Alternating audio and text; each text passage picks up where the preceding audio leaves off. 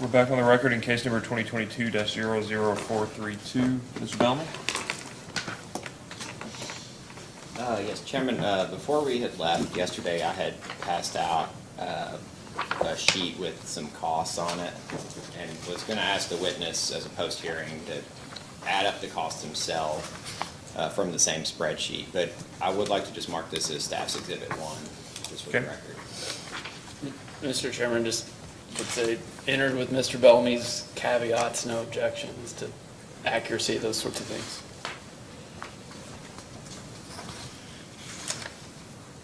Okay. Mr. Bellamy?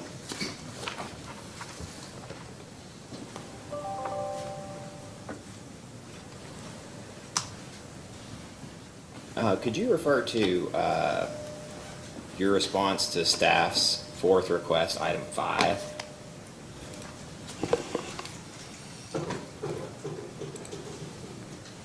I'm sorry, Mr. Chairman, can we bring the computer to, we have a That'd computer be for fine. him today. And I can share some on the screen if necessary.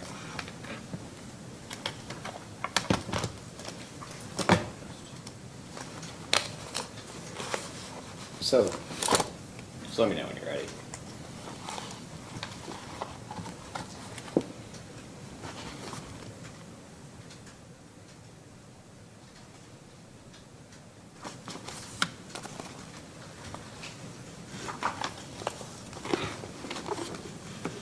Yes, I have it. Thank you.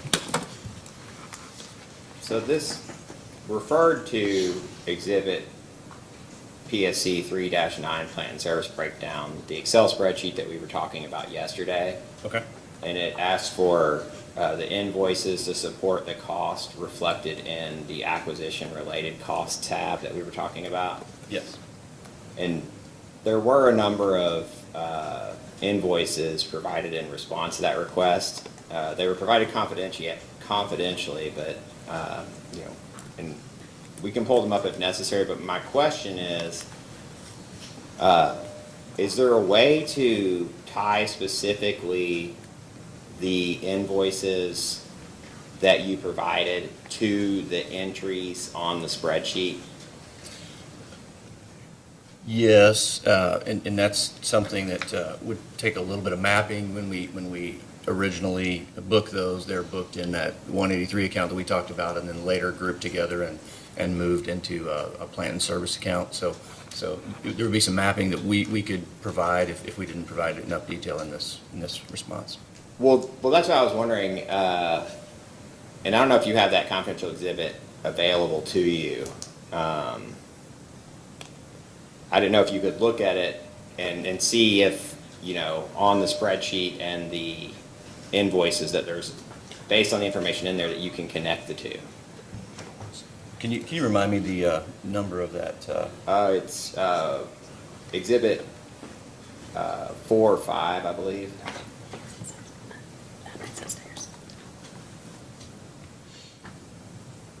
Confidential Exhibit PSC 4-5A. I believe that was provided in 13 different subparts. Is there a specific subpart? No, I was more just wondering generally, like if there's an invoice number on there, is that invoice number also on the spreadsheet so that you can tie each invoice to the entries on the spreadsheet? Can you tell me again? I've got a ton of files here. I apologize. Can you tell me again which one specifically to look at? Confidential Exhibit PSC 4-5. Okay. 4-5A, actually. Okay, yeah, so that is, multiple files, but that's the invoices.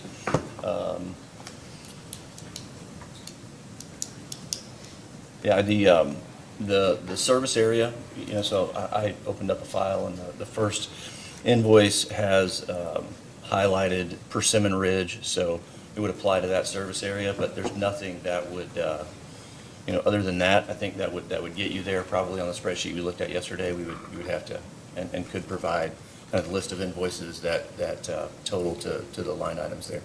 Okay, I might have set as a post-hearing data request then, just to tie those. I would ask, and I'm not gonna ask anything, I don't think I'm gonna get anything particularly confidential, but if you have available to you confidential exhibit PSC 4-5A, Part 9 of 13, and please stop me if you feel like I'm talking about something confidential that shouldn't be spoken about in the public session. I've got the file open. Okay. And I apologize. Let me pull up the page here.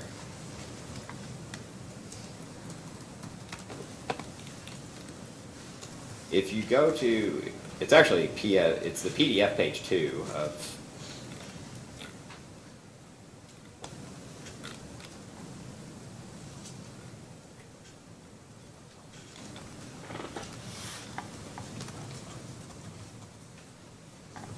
And there is it says, at the top of that page, it says "re," and it indicates the subject matter of that invoice. Would it be confidential to speak about that? No, I don't think so. Okay. So that says 2019 rate adjustment application. I guess based on the standard that you provided yesterday, would you agree that that should not be in, even based on the standard that you provided? Yes, I agree with that. I think, given the number of files here, I would not today say that because you're seeing this page here, it definitely is in those costs. I would want to go back and be able to look at the mapping of those invoices and make sure that it is there. Because it looks like, to get this together, we pulled invoices by vendor, and this would be, a vendor that does multiple lines of work for us. And that's why I was asking if there's a way to tie the invoices to the Understood. spreadsheet. Understood. We can provide that for sure. Okay. But it also sort of gets back to the question of, separating out vendors' work who do multiple Right. things and how you're classifying that as something that should be capitalized. Well, and so this line you referenced, the RE line, is how our team would be able to do that, right? The next page mentions in the RE line a specific acquisition that we were making, right? So on each of those invoices for this particular vendor, there's a sort of a clear explanation of what that invoice is for. So if the work had anything to do with an acquisition, filing an application, researching the law regarding acquisitions, then that's something that you would have capitalized. Yes.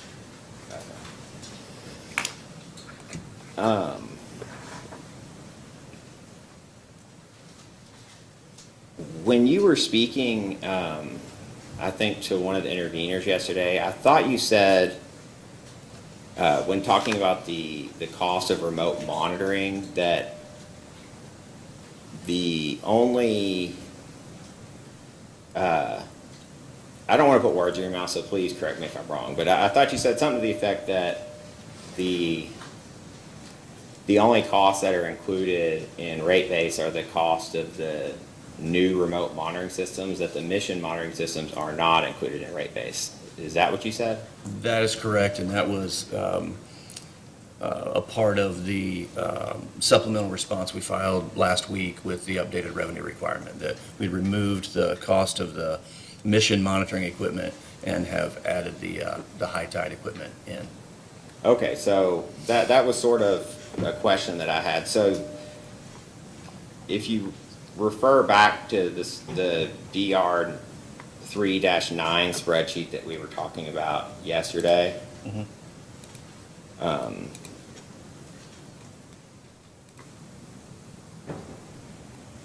It's exhibit PSC 3-9, plant and service breakdown. It's the Excel spreadsheet. And if you go to the improvements, It's opening, sorry. oh, you're fine.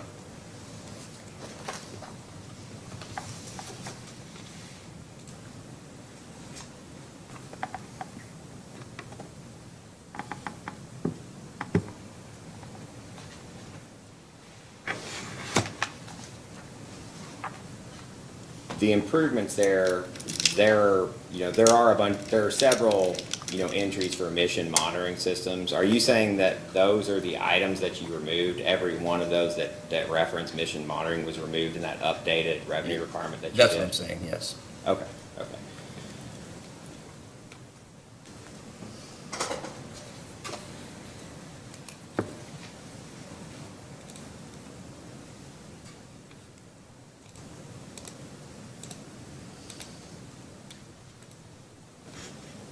Is there anywhere in the record, back to the acquisition-related costs in this exhibit 3-9,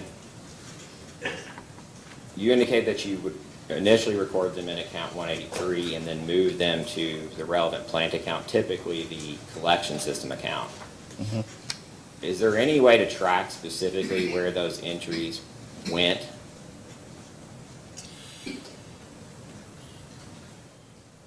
It doesn't look like it on this document.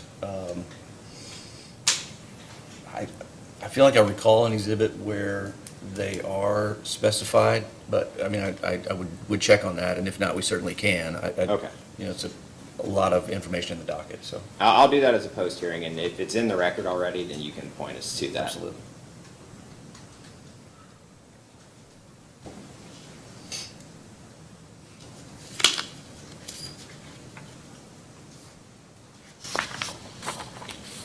With respect to the emission monitoring systems, or the remote monitoring, you included the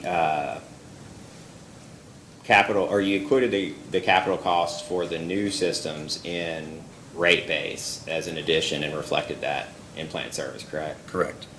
So, was that for all of the new systems, or was that for only the ones that you'd already built? Because initially there was some confusion, I think, that all of the, whether or not all the systems have been built, and then perhaps there were 4 that weren't built, and you, Yeah, so that, the number that, after the adjustment that we made, right, it's for all the installed, in use, and useful high tide units. okay, so it doesn't include the 4 that haven't been installed yet? That's correct. Okay.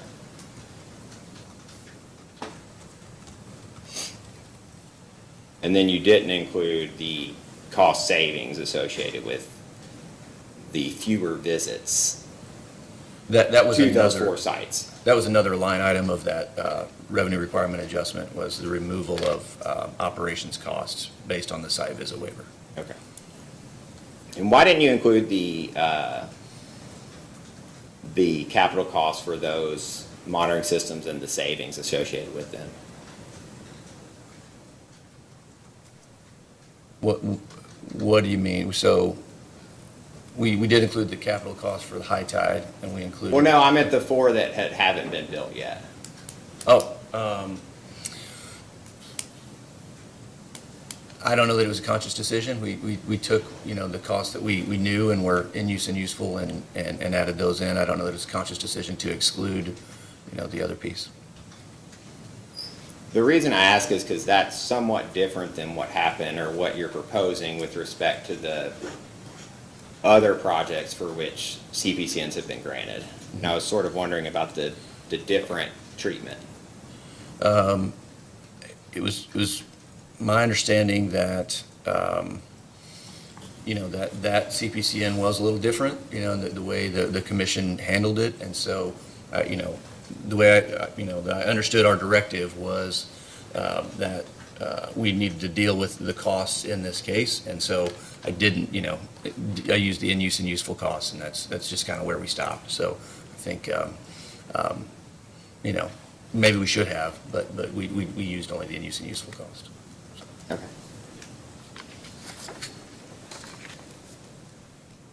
With respect to, back to this 3-9 plant and service breakdown, with respect to the improvements,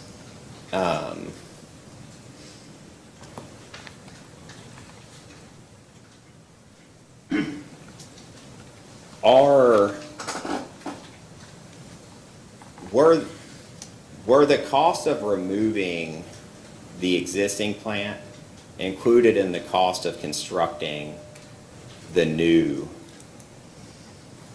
plan? Say, if you're replacing, a tank or something of that nature, is the cost of removing that tank included in the cost of putting the new tank in place? It would be, and, remembering that, we're making every effort to use structures in place, so instead of taking a structure out, we're, maybe adding reinforcement to that to refurbish it and rehabilitate it, so those removal costs would be minimal. And then, I think based on the way Mr. Spanos described his experience with this, that, those costs have never been recovered in the history of this, right? There was no salvage cost in the depreciation that prior owners were using, nothing in what we were using. And so those costs had never been recovered, right? The removal costs of the assets that we purchased and took over. So if, should the commission allow us to adopt Mr. Spanos' proposal and his rates, we would have to deal with that differently in the future. Is it possible to break out the removal costs? We would need to work with our vendors to make sure that is part of the scope of their contract, and they know that we need those costs segregated. I guess that's my question. Like, if it's not possible, then,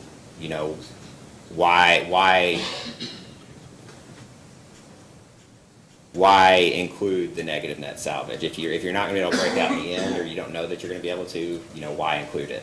Yeah, I think there are certainly times where it is possible, right? So if you were going to take, if we knew we were taking a lagoon offline or something like that, those costs could be clearly identified, and then through the proposal that Mr. Spanos identified, we could do that. Now, if you get down to, changing out a small piece of equipment or adding a small piece of equipment, and it amounts to something like changing out a bracket, I mean, it gets pretty small in terms of the cost and your ability to really figure out what the removal expense was versus the cost of installing a smaller piece of equipment. So there'll be some where you might be able to, but some where you might not be able to. I would say on the smallest least material items, it may be more difficult, yes. And you mentioned like taking lagoon out of service. I assume you mean taking lagoon out of service and simply restoring that to green space? Yes, or, I'm not the engineering expert, so I got to be careful here, but, if we change the type of treatment or something, then yes, you would have to do that with a lagoon if you add some other equipment. So basically, you're completely changing how the system operates. So you don't need the lagoon anymore. You're taking that out of service, making it green space, and maybe building a tank on top of it or something. Yeah, in my analogy, yes. Okay.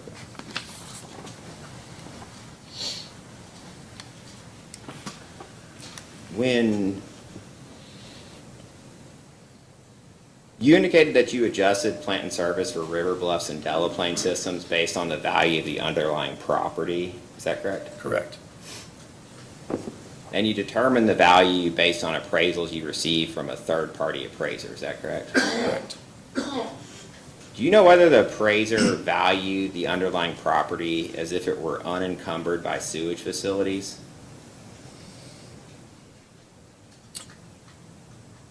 I'm not familiar with their process. I know that there's a division in their appraisal between like land owned fee simple and then the servitudes and the easements. But I do not know the specifics of all of their valuation methodologies.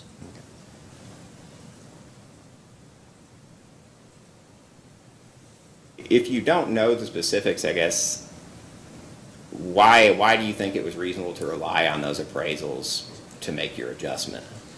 Yeah, I mean, I think, the servitudes and easements especially are a key part of providing service to the system, and so, the value of those matters, and I think a reasonable review of the books and records of the prior owners would say those costs had never been recorded on the books and records, and so, whether there's a little bit of nuance to, if that's sewer property or another type, I'm not sure I can speak to, but in terms of access and property itself, we felt it was reasonable because those costs seem to not be on the books there.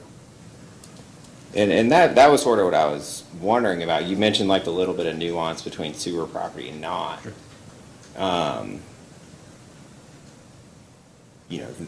Would you agree that the negative net salvage, going back to your lagoon example, would you agree that the negative net salvage on the lagoon is a recognition of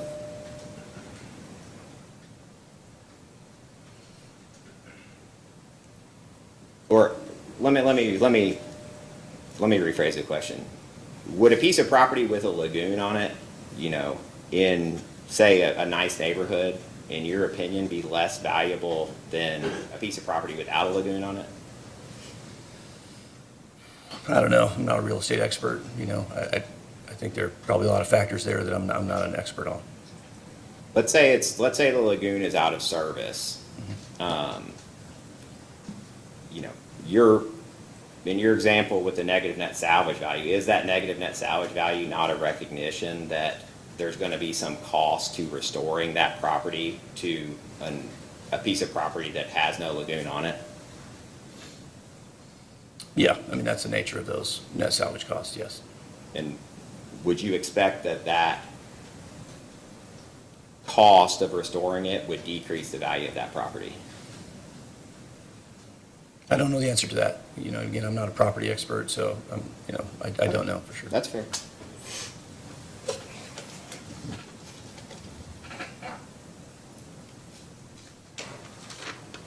This is just a quick question.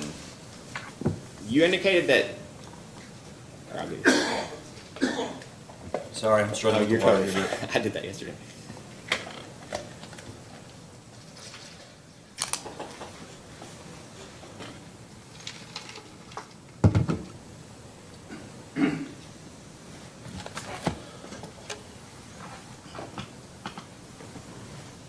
You indicated, I think, in response to a request for information that Bluegrass Water doesn't record any accumulated deferred income taxes. Is that correct? That's correct.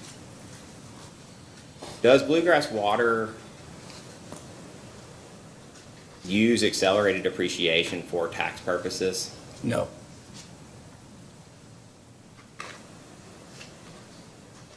Why not? Bluegrass Water in its history has been in the net loss position, so that, you know, accelerated depreciation would be a way to conserve cash in the short term. And since we're losing cash, it kind of doesn't make sense to sort of pull those levers in on a tax return and try to reserve cash currently. So we prefer to have our tax books and our regulatory and GAAP books align and use straight line depreciation over all of them. That, you know, accumulated deferred income tax is an election that can be made on an asset-by-asset basis, you know, and so we could do that in the future, but so far we have not chosen to do that. Okay.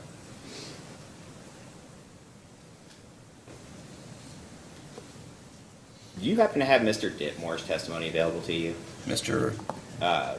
Ditmore, or? Yes. Okay, I believe I do. pronounced. Give me just a second.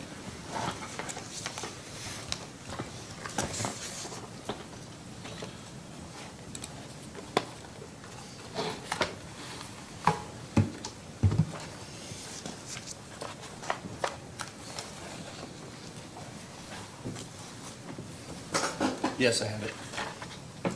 I'm looking at his Exhibit 10. I think it's D&D 10, or Exhibit D&D 10.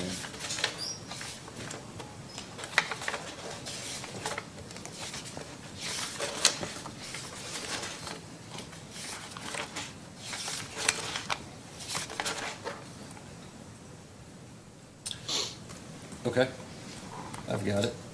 And he had recommended an adjustment to the property insurance expense. And his adjustment was, I think he has the numbers, the monthly payments for property insurance above, and then he indicated that the property insurance is now $12,128, which annualized is approximately $145,000. And then he assigned the reduction to wastewater, which made a reduction of 89.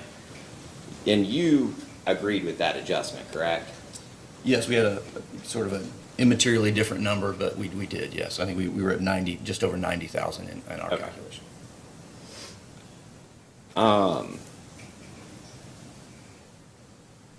Could you look at, and I guess that reflects a decrease in the cost of property insurance. Correct. Could you look at Bluegrass Water's response to staff's fourth request for information, item 14? Did you say 4th, 14? Yes.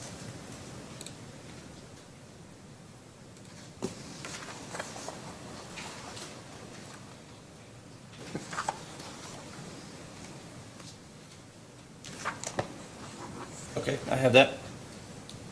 So, you can see the question. It says, refer to Bluegrass Water's response to Attorney General's first request for information, item 19, exhibit OAG 119 confidential, BMS primary property. I apologize. I have looks like an exhibit that we attached to that. I need to pull up the actual narrative response. Okay. Bear with me.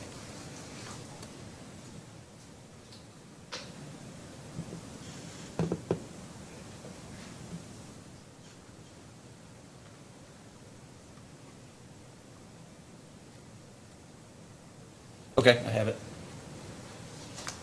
So, the question, I'm looking at part A, it says, explain whether the premium listed next to total on page 2 of 184 of the policy represents the total annual cost for the policy, and if not, identify the total annual cost for the policy.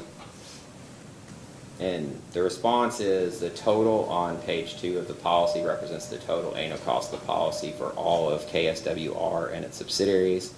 A portion of this cost is allocated to Bluegrass based on the company's total insured value as outlined in the schedule of values. That's correct.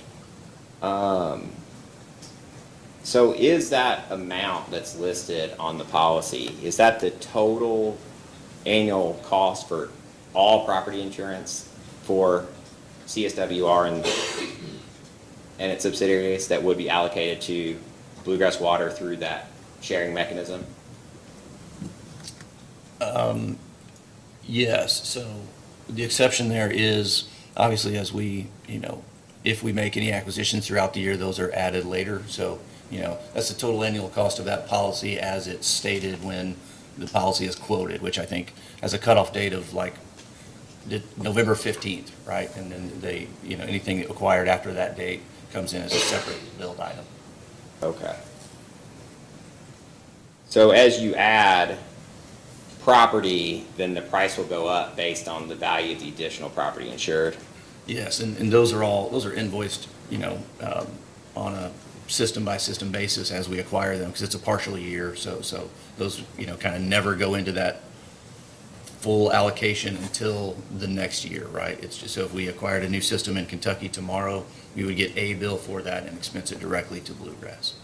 Okay, and you said the cutoff date was November what? I'm sorry? It's mid-November when we have to, have the policy renewed. I would say the 15th, but that's subject to check. So for the 2023 policy, it would have been November 2022? Yes. Okay.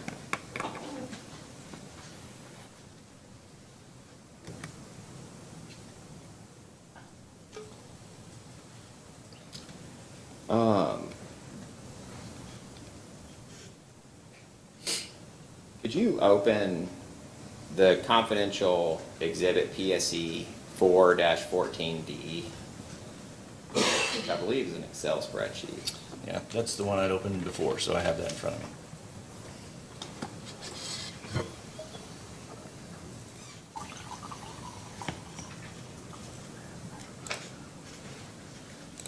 And going back to the actual discovery response itself, let's see.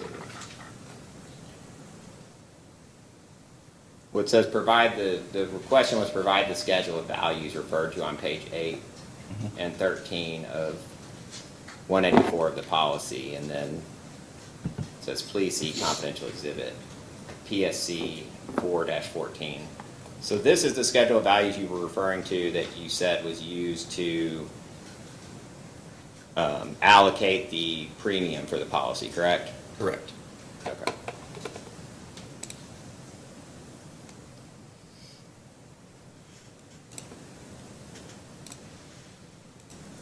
Let me see here.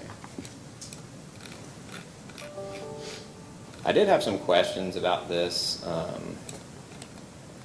I don't know if, Chairman, I think maybe it'd be easier to go into confidential session just to ask them directly. That'd be fun. Candace, if you would, I'd ask, Mr. Depp, Mr. Herrick, that you look on the, around the room and make sure that everybody in the room has signed a non-disclosure agreement with the companies.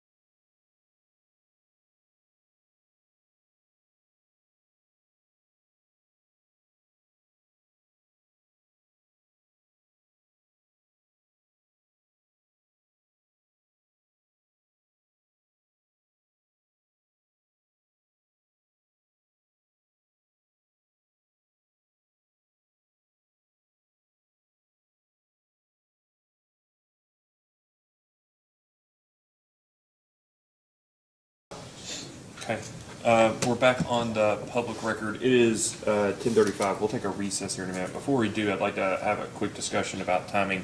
How much more cross do you think you have for Mr. T? Like 30 minutes? Okay.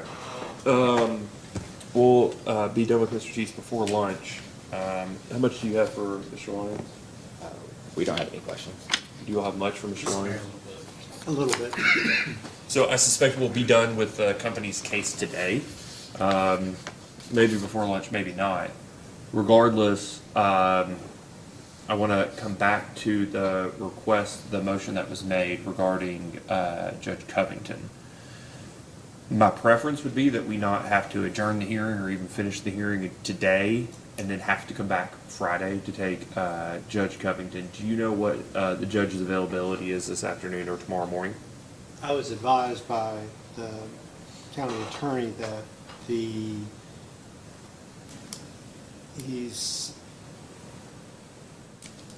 I mean, take out. remains available on Friday,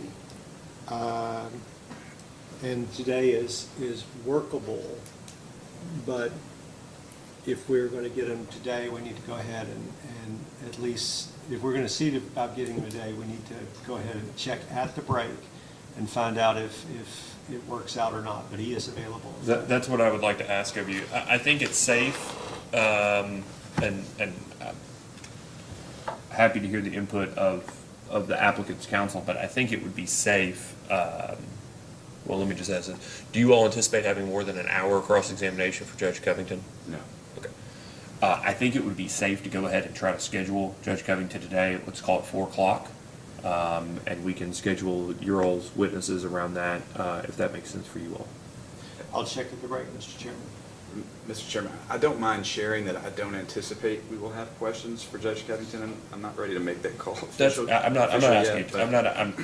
I just want to be clear, I'm not asking you to. I can't imagine the level of cross-examination of Mr. Lyons and Mr. Teese at this point taking until past 4 o'clock today.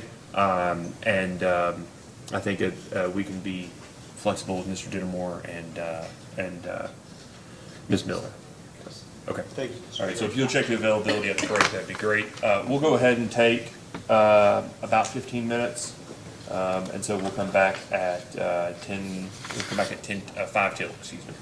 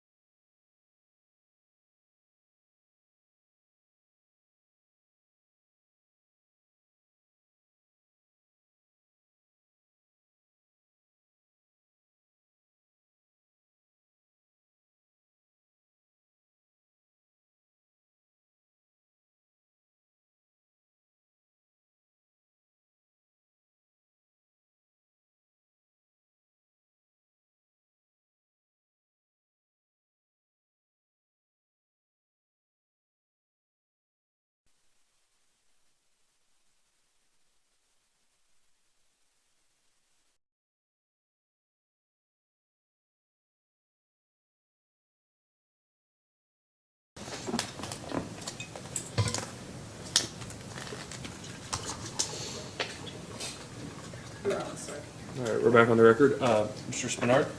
Mr. Chairman, the Judge Executive, Scott County, will be here this afternoon. Okay, all right, thank you very much.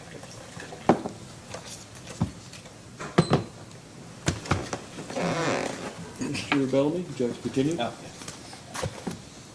I was looking at your direct testimony on page 29.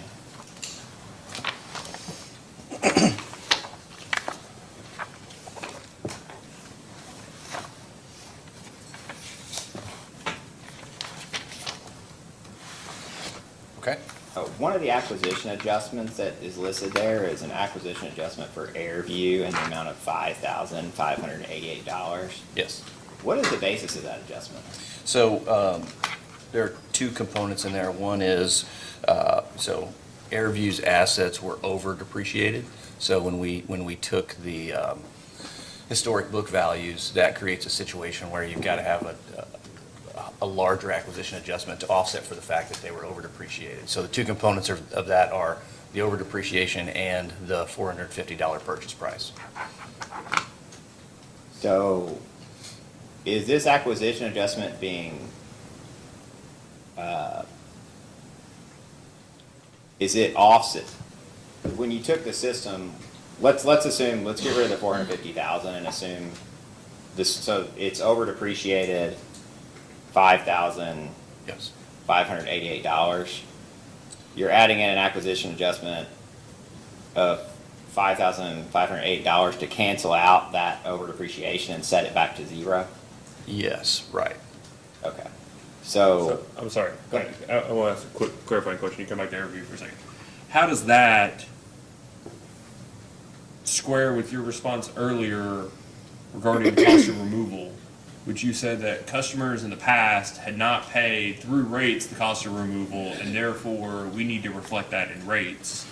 Whereas with Airview, customers had paid more in depreciation expense, i.e. the same thing as negative net salvage, right? Mm-hmm. Would you agree? That's the same equivalent difference? The mechanics are, I Okay. don't think we could confirm on the books of Airview that they had salvage, so. Yeah, and I'm not asking about salvage. I'm just trying to compare two things that seem identical to me, Yeah. which is if you're paying a negative net salvage to the point where at the end of the depreciable life, all things happening the way they're supposed to, you're actually supposed to have a negative amount. You over depreciate effectively yes. for that plant account, Correct. right? Yes. Yes. Okay. Here, you all purchased a system that was over depreciated, that customers continued to pay for assets that had been fully recovered, correct? Correct. And your adjustment is to put it back to zero and not reflect on your books that customers had already overpaid for the assets that you all had purchased. Is that correct? I would not characterize it that way simply because of the quality of books and records and you know, the way Airview is operated. It's my suspicion they continued to book depreciation the same amount every year until they got rid of the system. There was no sort of mechanical thought about whether that asset was done being depreciated or there were salvage costs in that. They just continued to book it. Yeah, but that doesn't matter. You were saying earlier what matters is whether customers had paid something in the past. That's what you were talking about with cost of removal, right? Well, so that's different, right? Because the cost of removal would need to be built into the original rate to actually be charged to the customer. So the fact that it's over depreciated doesn't necessarily mean the salvage expense was built into the depreciation that was the basis for cost of service when those rates were set. I'm not saying that cost of removal is built into Airview's rates. I Okay. would find it hard to believe that cost of removal is built into Airview's depreciation rates. Right. My question is, customers have already paid in excess of book value, original book value, depreciation expense. That's what the negative $5,000 pre-closing represented on their books, correct? No, if it wasn't built into rates initially, right? So what we're seeking to do in this case is effectively depreciate, you know, the analogy we were using with Mr. Spanos was that you would collect 110% of the asset value as depreciation expense, and that last 10% would cover the salvage. And so that means the depreciation expense that's built into the rates is predicated on that 110%, not 100%. So if at Airview, no salvage expense was built in at 110%, then it was never in customer rates, and therefore the customers never paid for it. Was just bad bookkeeping. Bad bookkeeping. Okay. So, had the assets lasted, let's take the fictional example I was asking, or the hypothetical I was asking Mr. Spanos. If instead of recovering negative net salvage at 10% over the life of the asset, instead of that and retiring at year 10 and using that extra money to remove the asset, if instead it got depreciated and it stayed in service an extra year longer, so it stayed in service, it was worth net of original book value $100, okay, cash outlay $100. The depreciation rates were a flat average $10 a year, and it was supposed to last 10 years. It actually lasted 11 years. Okay, so it actually recovered the 110, right? And you would have $10 available to remove that asset, right?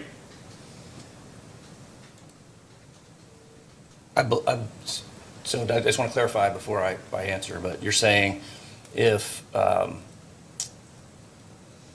someone over depreciates an asset, that would be equivalent to a higher recovery of depreciation over a shorter period of time? Is that?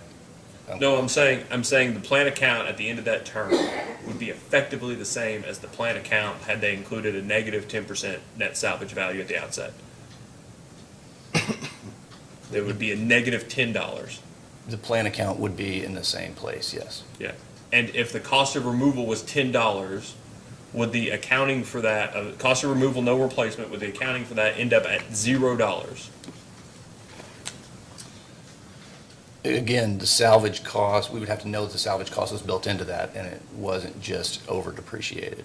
Well, I don't understand why that would matter, because you're going to spend $10 to fix it, to remove it, right? When you spend $10 to remove it, you don't replace it with anything. Does that accounting entry not just reduce that, change that negative 10 up to 0? It does, yes.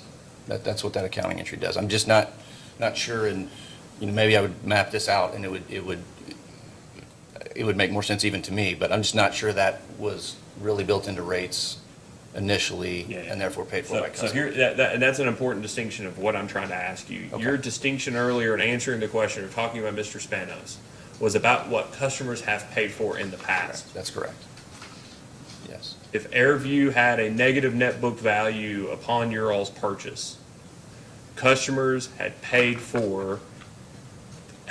returned the entirety of the investment and some, per the books. Would you agree? That's what negative net book value would represent, right? I would agree with you that per the books, that's what's happening, and, our assumption is the books are not to be trusted, but per the books, and this particular example. The books are not to be trusted, except whatever the books reflected, you all undid with the purchase adjustment.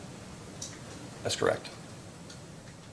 And that's the mechanics of the accounting equation. You have to have a balanced entry, so that's what we did there. You have to have a balance. That's great. Could you have left it negative? Did you have to make a balance entry to make it back to $0 or to $450? Yes. You had to? There would be no other way to balance if you have $1 in plant and $1.50 in depreciation. You have to have something on this side to balance it, and the acquisition adjustment is the account that we use for that.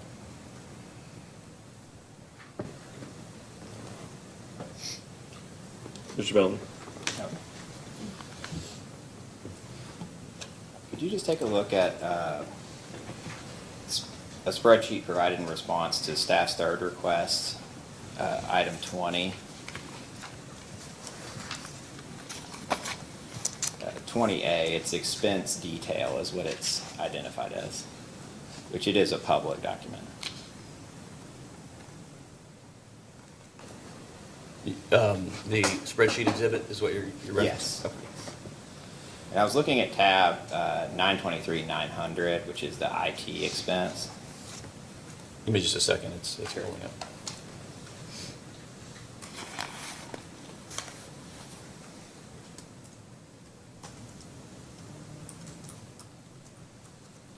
I'm sorry, I've got the spinning wheel. You have to bear with me. You're fine.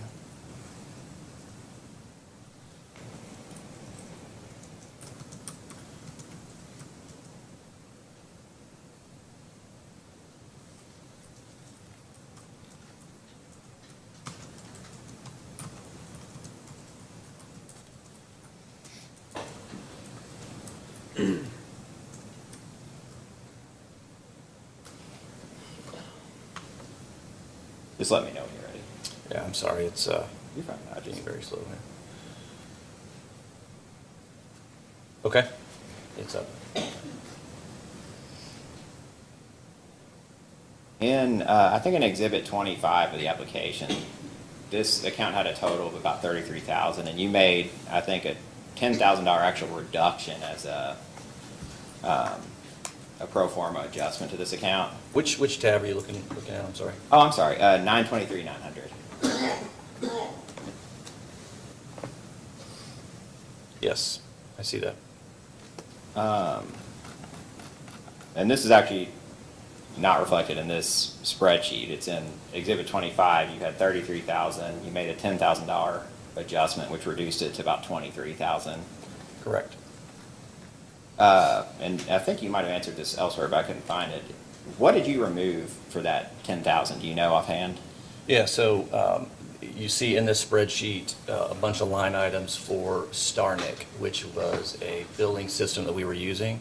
And we replaced that billing system with another one, and it's cheaper. And so we were adjusting for the cost differential between Starnic and the new system. Okay.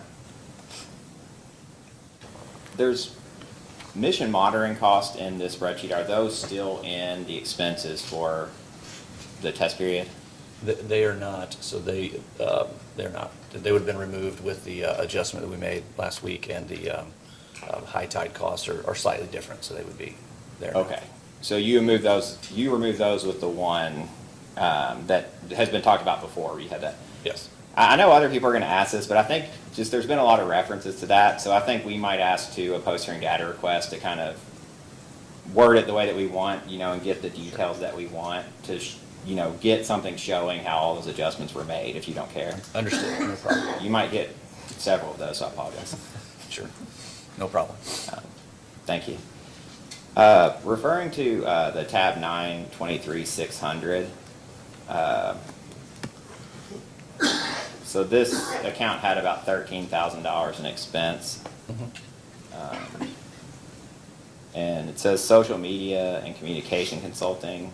This is elasticity, is that correct? That's correct. What does W&S stand for? Water and sewer, so that. Oh, okay.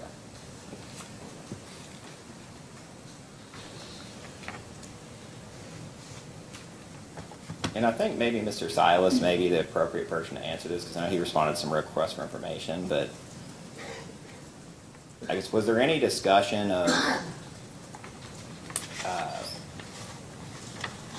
paying elasticity to do work, at least on the social media side and some of the advertising side, for customers of a sewer system in Kentucky with only 3,000 customers?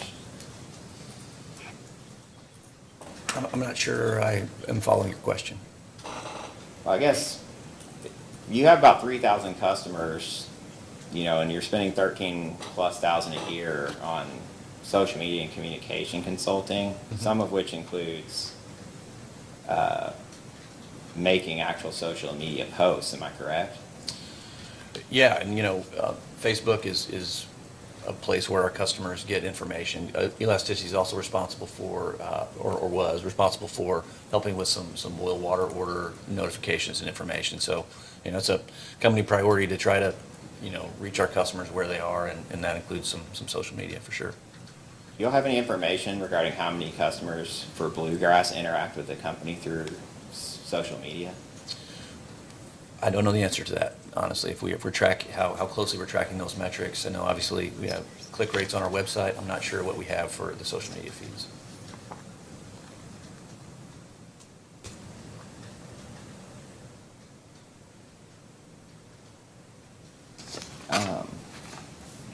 You said that they used to be responsible for boil water advisories. How are they no longer doing that?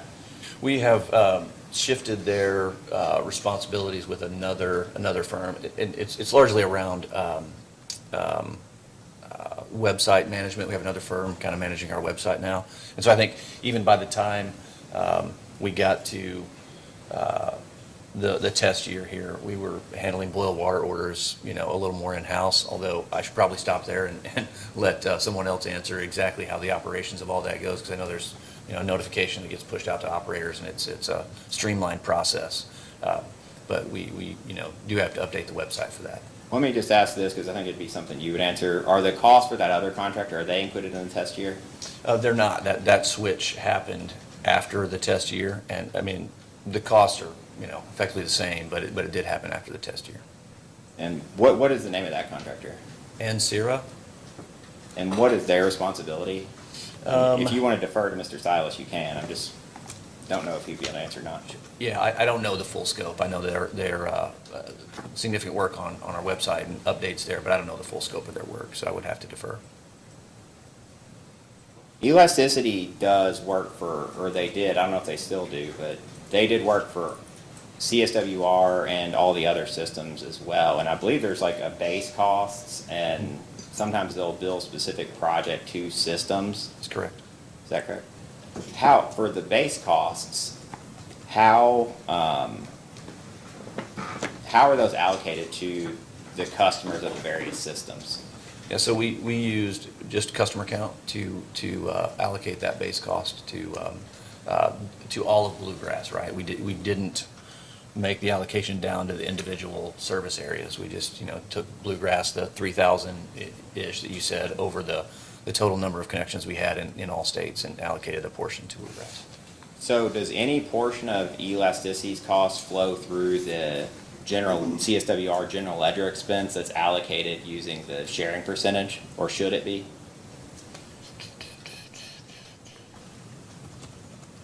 I don't remember. I mean, I could check that and see. I know there's a portion that we allocated to CSWR. I'm not sure whether we excluded it in that list or not. Okay. So when you do the customer count, a portion is assigned to CSWR, you do the customer count, assign the rest as a direct expense to the companies, Yes. and then any project that is a directly assignable project to a company, you assign that to the company, is that? That's correct. Okay.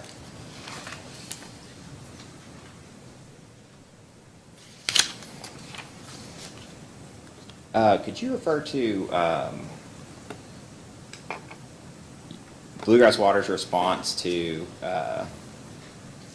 the Office of the Attorney General's second request for information, item 17, and there's an exhibit that's attached to that? The 217? Yes.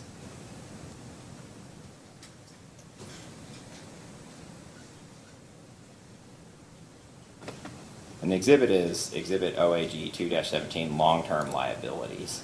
Okay. I apologize, I'm clicking on it, it's loading myself.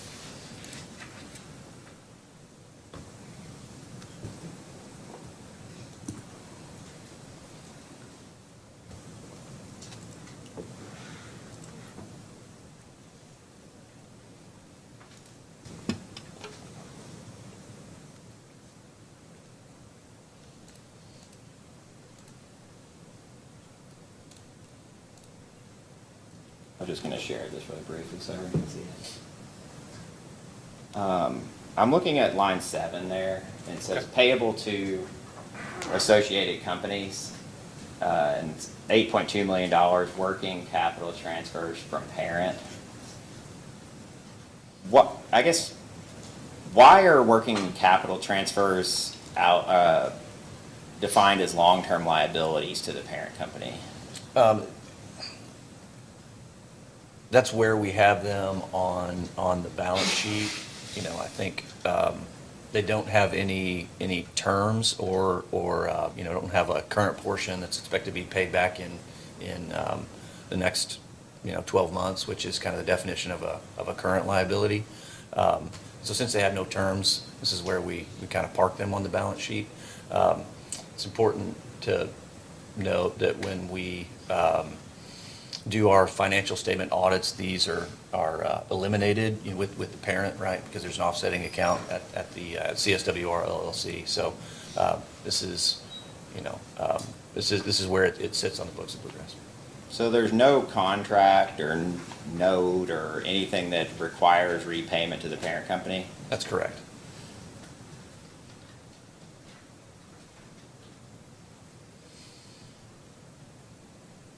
When Bluegrass needs,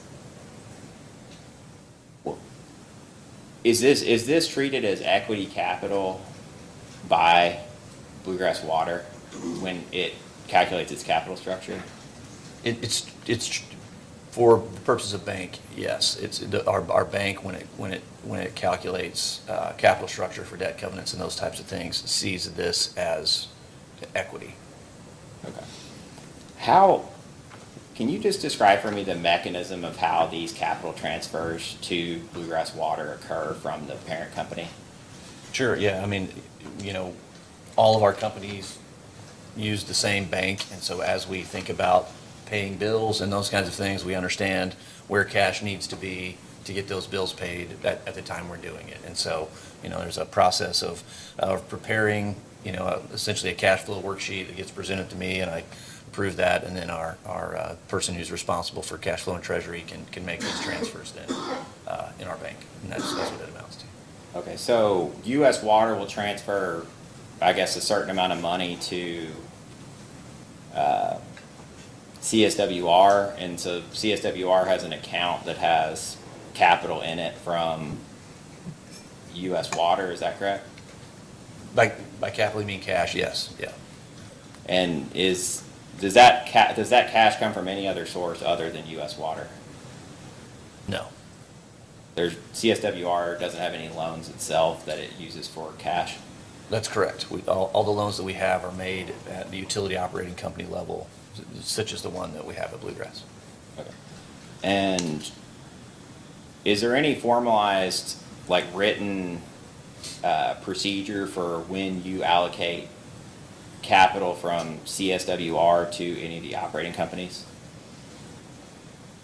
No, I mean, we have controls over the flow of cash, obviously, which is like bank signatories and that kind of thing, but there's no policy about when and repayment, those kinds of things. So if CSWR has a big pot of cash and when bills need to be paid, you transfer to the proper account and then pay the bill for that operating company from that account. Is that basically what happens? Yes.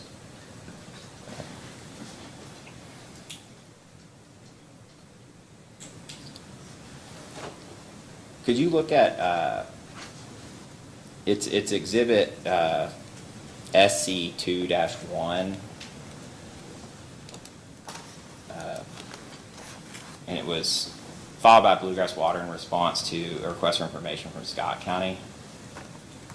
Talking about the Excel spreadsheet again? Yes. Okay. And this is working capital transfers. Mhm. If you look at the bottom of that, Mhm. the sum of that is that 8.5 million, is that correct? Yes.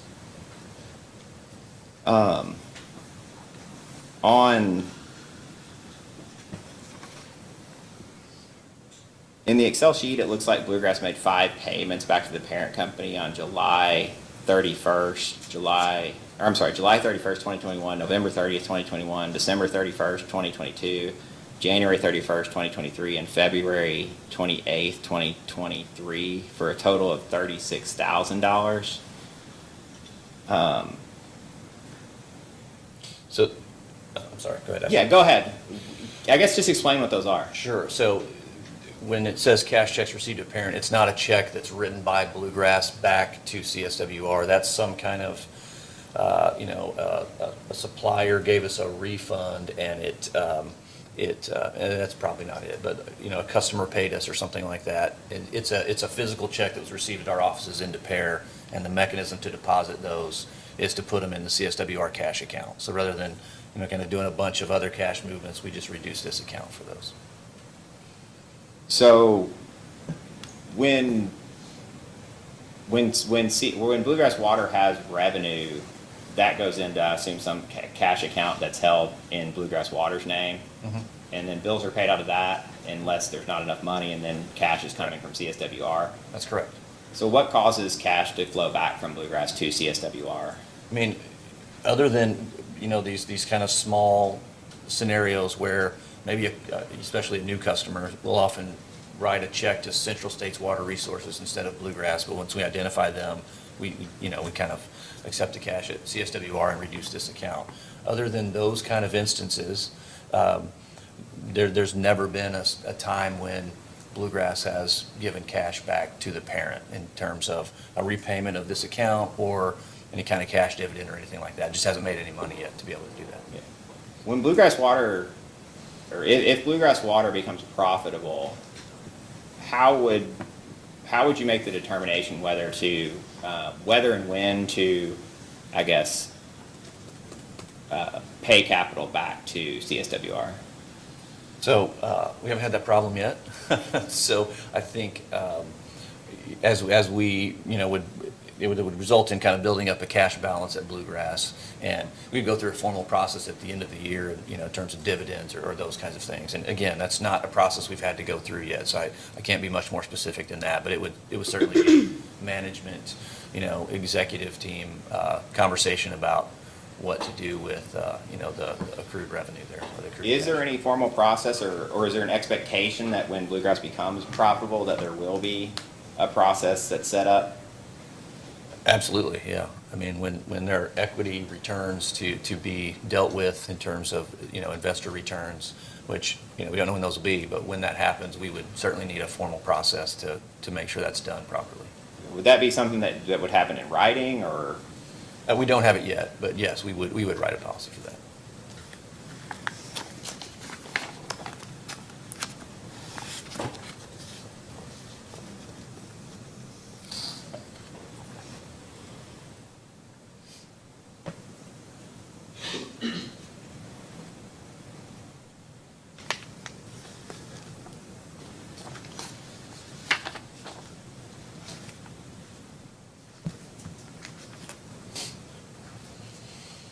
How do you decide whether to? It sounds like the process is really informal. If you need to pay a bill, you withdraw the money from CSWR's account and pay that bill. At what point do you decide that you're going to take out additional long-term debt for Bluegrass Water in order to cover bills? Like, I guess, what's the decision, I'm just going to cover this with the CSWR money, or I'm going to, take out a loan for X amount to get to this level? Sure. Or to have cash? Yeah, I mean, the loan process is significant, right? So it's certainly much less, or much more timely to be able to transfer cash directly from the parent. And so, our debt that's on the books right now is based on what was available using our current cash flows, right? And so we would not be able today to go to the bank and say, give us more cash, pending the outcome of this case potentially, but it's not very simple really to get debt capital. So that's why most of the transfers come from the parent. You were approved in a recent case to raise a certain amount of debt capital, correct? Yes. And my understanding is that you didn't take out the full amount, correct? Correct. Why was that? Why did you not take the full amount? Yeah, so in conversations with the bank, the 2.9 was the most that our cash flows would support at this point. So, upon making the application, we weren't sure where that number would land, but 2.9 is where it landed with the bank. Okay. I just wanted to go really quickly back to the acquisition-related cost issue. Okay. And I guess it's just referring to, I don't know if you have Commission Staff's Exhibit 1 that I handed out at the end of the day yesterday. Somewhere, bear with me. I have another copy if you can't find it. Yeah, please, it's gonna take me a minute. I can share Wait, mine I if found that's it, I okay. found it.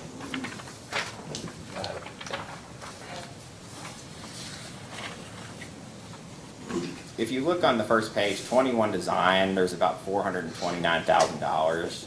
Yes. What was their role in the acquisition process? 21 Design is an engineering group, right? So they do a number of things for us, you know, that I'm not an engineer, so I can't speak to all of them, but some service area mapping, surveys, that type of thing, right? And then they're working on the initial engineering scope and plans that we then use to convert to construction projects later. So they're doing all of that pre-acquisition and then, you know, right around the first few days of acquisition. Would it be fair to say that they make certain recommendations about projects that they think might need to be done at the system? Yes. When you mentioned account 163 yesterday, 183, I apologize. Yeah. Knew it was one of those.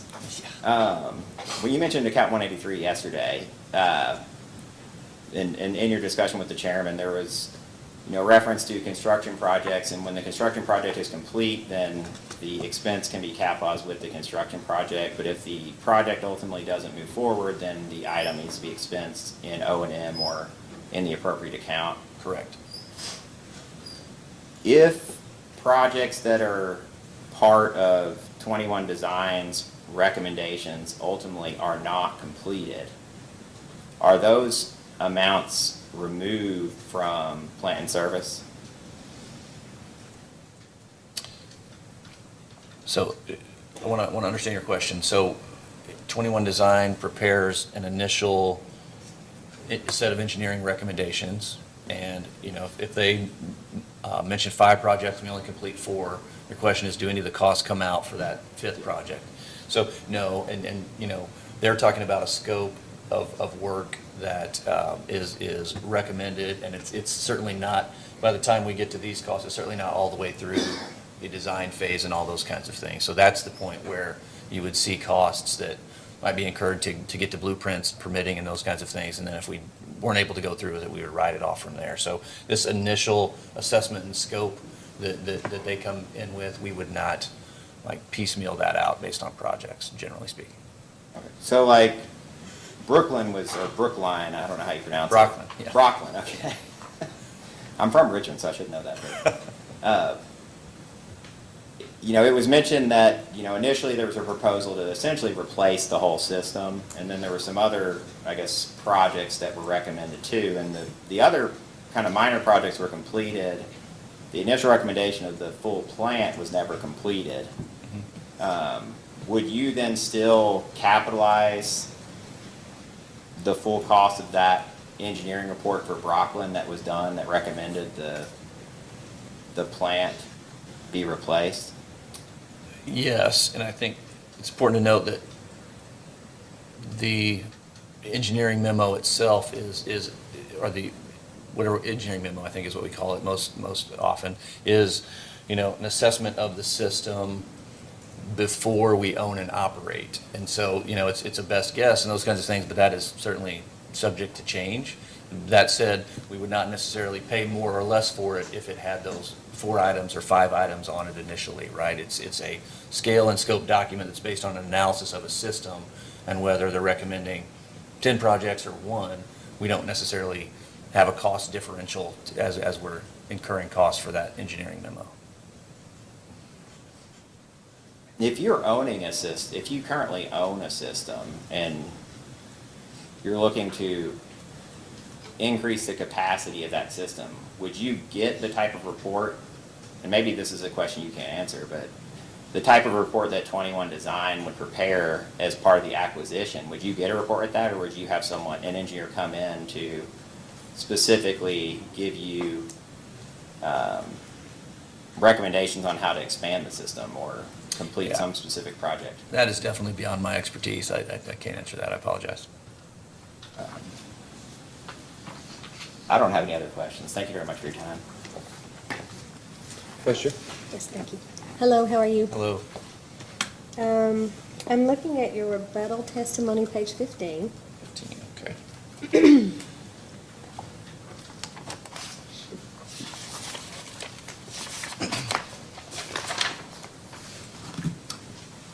Okay. And this is where you were responding to Attorney General Witness Denmore's recommendations about insurance expenses. And I think Bluegrass Water had recognized $224,836 in insurance expenses. And Mr. Dittemore recommended reducing that by $89,000. And I believe you agreed with him. Yes. Because you had experienced a decrease in insurance expenses in Yes. '23. And in the last paragraph there, you're saying that the company had not finalized its 2023 insurance policy pricing at the time that the rate case was filed. Do you know if it's been finalized now? Yes, and so, you know, we were working on the rate case preparation and filing beginning, say, you know, right after Thanksgiving in 2022. And so as we were working through that, the insurance pricing process was going on through that, and so we just didn't get that cost back into the adjustment back into the revenue requirements. I think it's appropriate to agree with Mr. Dittemore and make it here. So has it been included in any of the filings since it got finalized? Yes, and so that's the adjusted revenue requirement that we were talking about earlier that has been filed as of, I believe, last Friday. Okay. Yeah. All right, thank you. And then there had been some question about the insurance company that you use because Louisiana and Florida systems had much higher insurance prices. And I believe the explanation we've been given is that the economies of scale would make that cheaper if you were able to use one company for all of your insurance needs. Yes. Have you tested that by taking bids from other insurance companies? We have not, to date, we have not gotten bids, like, so you're asking if we've gotten a Kentucky-specific Right. insurance bid? We have not. Like, we assume insurance rates would be cheaper here than they are in Louisiana and Florida. I don't know with the number of natural disasters we've had the last couple of years, if that's even still true, but. Well, so our policy charges a higher premium, a higher deductible for the systems that are in the most, Oh. you know, weather-prone areas, if you will. So that's part of the cost offset, but we have not done a bidding process specific to Kentucky. So Kentucky may end up being one of those higher deductible states, it sounds like. Okay, thanks.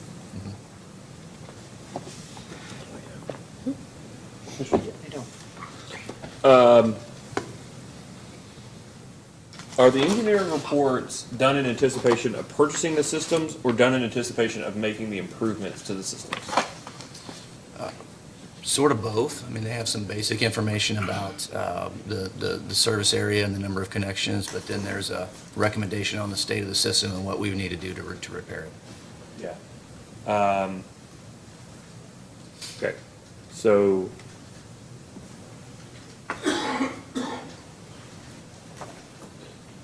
Since the hearing ended yesterday, have you had a chance again to look at 183 of the USOA? I did, yes. Okay. And you would agree that it specifically talks about expenditures for preliminary surveys, plant investigations, et cetera, made for the purpose of determining the feasibility of projects under contemplation? Correct. Is that, I'm sorry, I can't. Yes. Yeah, okay. Yeah.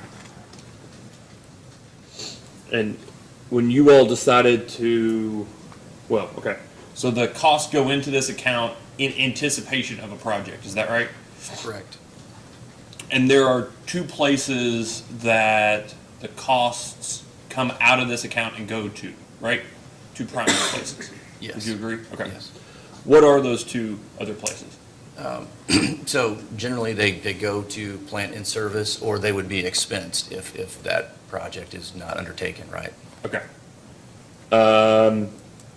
If the project is undertaken, you said they go to plant and service? Yes. That's the other alternative. Can we talk about the staff exhibit 1 that you were talking about the other day or yesterday with Mr. Bellamy? Yes. Okay. I just want to make sure I have an appreciation here for just a second. Is the number on the last page approximately the amount that you all have capitalized with relation to the above systems? Approximately, yes. Okay. And are there other amounts capitalized related to the systems, like the actual improvements? Yes. Yeah, okay.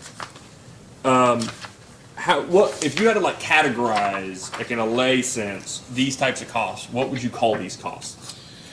Yeah, I think the two buckets that we would put them in are, the engineering assessment and preliminary preparation of the reports to understand the system from an engineering, design, construction perspective, and then the regulatory costs to, assess the transaction and get it closed with our ability to operate well on day one, meaning those servitudes and easement access examinations being done. Okay, so these are all pre-acquisition costs? They're preliminary. All the costs are not incurred by the day we acquire it. They could bleed over into the, first few months, certainly, of ownership. Okay, acquisition-related costs then, not necessarily pre-acquisition, but acquisition-related expenses? Yes. Okay, great. In this grouping, does it show how much you all actually spent on acquiring the systems, like the actual purchase price paid for the systems? Not in this document. Okay. Do you know approximately what the total amount you all have paid for systems is, for the systems here? And like, I really mean like within $100,000 or $200,000. Let me ask it this way. Withdraw that question. This is about $1.8 million.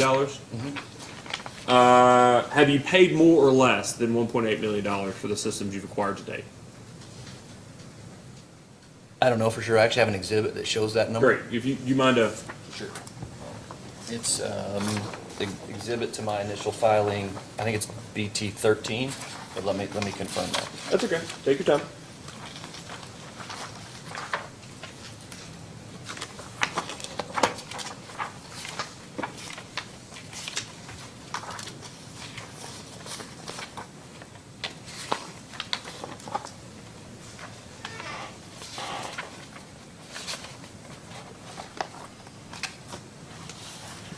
It is BT 13. It's a confidential exhibit, but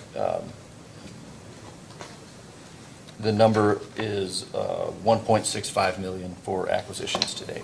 Okay. And that is the price paid or the acquisition adjustments? That's the price. That's the cash number. That's the price we've paid. So for Airview, that would be $450. That Yes. wouldn't be any other amount than $450 for Airview. That's correct. Okay. So you all have spent more money in costs related to acquiring the systems than you actually paid for the systems.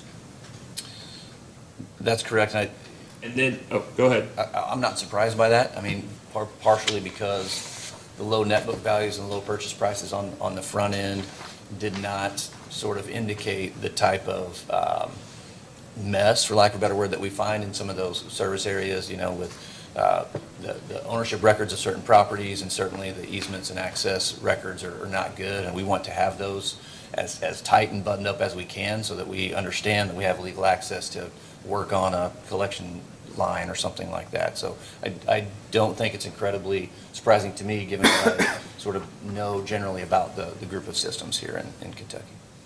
Okay. I don't know that I necessarily personally care how much you all spent in acquiring the systems, but even if for rate-making purposes, the commission lets you recover your purchase price as the value of the system, plus the investments that you've made in the system post-purchase, plus the increased operating expenses that you're incurring post-purchase. By capitalizing this amount in excess of the purchase price, you effectively doubled the amount of return of that you're seeking to recover from customers from the purchase price you actually made, right? If you paid 1.6 and it cost you 1.8, and the 1.8 you all put in utility plant and service, it's rate base, Yeah. the way you all accounted for it, the net investment rate base is twice the amount that you actually paid for the systems. Is that right? That's correct.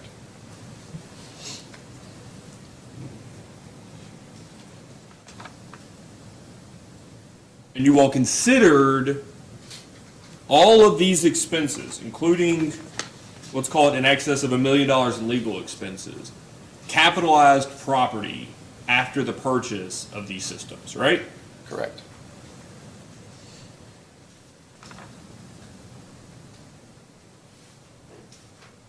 You all propose in this rate case to earn your return on rate base, is that right? Yes, And rate base is a function of utility plant and service? yes. All else being equal, does an investor-owned utility have an economic incentive to maximize rate base?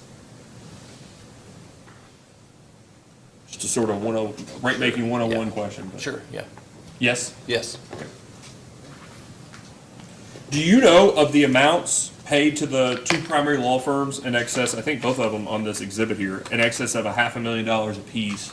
Do you know whether or not you all ever chose not to pay a portion or removed a portion of the legal expenses that came to you?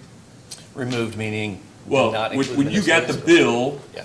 right, and the amount, the itemized bill from the attorneys each month, did you all ever did you all say, I'm not paying for this, I'm not paying for this 5-minute phone call I had for you. I'm not, I'm not gonna pay for two members or two partners to send the same email or to reply to email, whatever it may be. Do you know whether you all ever chose not to pay the entirety of a bill? And we have done that. I'm not sure whether it's in these particular instances or not. These Okay. particular. Can I ask as a post-hearing data request? Yeah. And if you have to identify specifically what things you refuse to pay. So per 183, you all are reading 183 to say that upon the purchase of a system, basically the cost to consummate or the cost to acquire those systems should be capitalized. Is that right?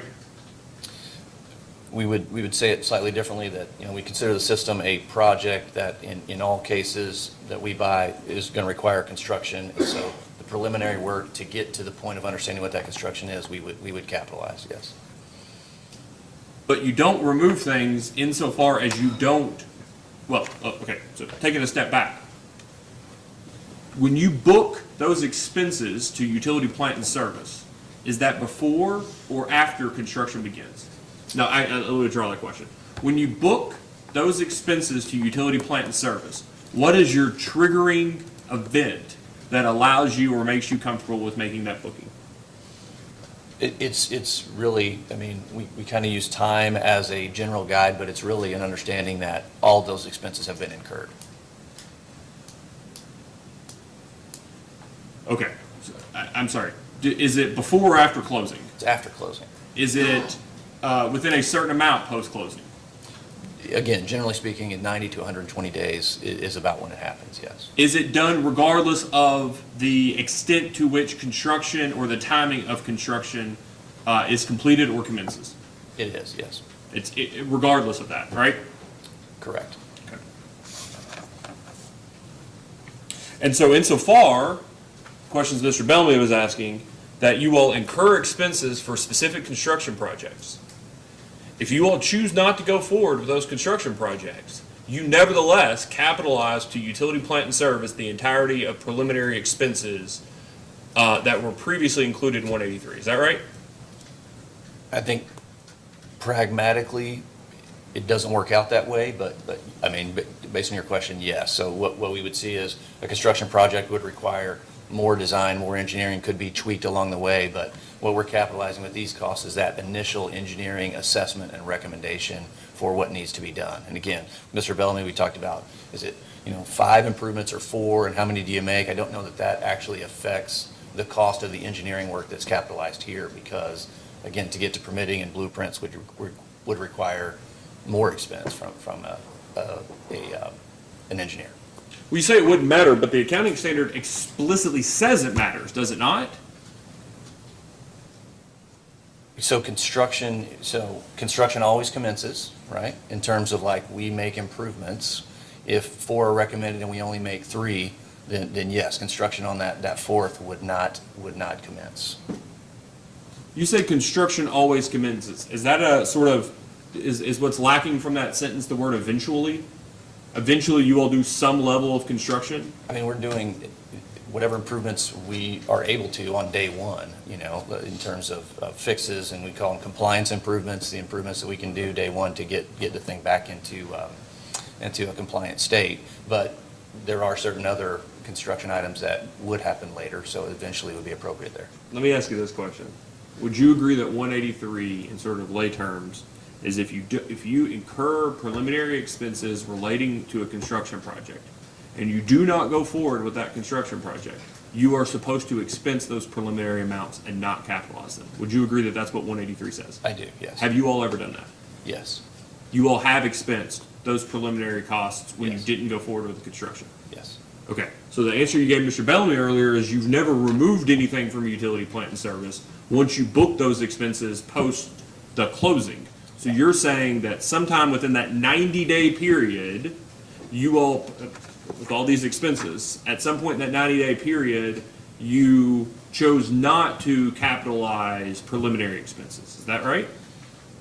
two parts to the answer, and I apologize, but I thought your question was, do we ever expense items that are sitting in 183? And we do that, meaning like you Yeah, did not close on that acquisition or whatever. Yeah, okay, I appreciate that. And let me be clear about the question. I do feel like I've gotten off a little bit, my questions have not been specific enough, and I apologize about that. I get that 183 is an account bigger than preliminary expenses. Right. So when I'm talking about 183 right now, I'm only talking about booking those preliminary, I want to get the term right, preliminary survey expenses. I get that there are other costs included in that account. Yeah. So my question specific to was, are there any preliminary expenses that you've booked to 183 that you've subsequently expensed instead of capitalized? Yes. Okay, can you explain what those costs have been? Yeah, so 183 is, an account where, we book expenses and then they're fully reviewed before they go into the in-service account. So line item by line item. And certainly there are times where, if something got into 183 by mistake or something, was deemed to not be and I can't be specific because there's a lot of detail behind this. I don't have a specific item in mind, but there are times where things that are sitting in 183 do not go into service because we deem them, for whatever reason, to not be appropriate to do that with. But are those items that should have never gone to 183 in the first place? Some of them, yes, not all of them. All right, so let me ask, as a posting data request, I'd like a couple of examples Okay. for preliminary surveys, plant, investigation expenses that were booked to 183 that were not subsequently included in utility plant and service and were instead booked to, what, 426 426, yes. or 930, Yeah. right? Expenses. Expense accounts, yes. Okay. Is there anything on this list that was included or sent to 426 or 930 in lieu of being included in utility plant and service?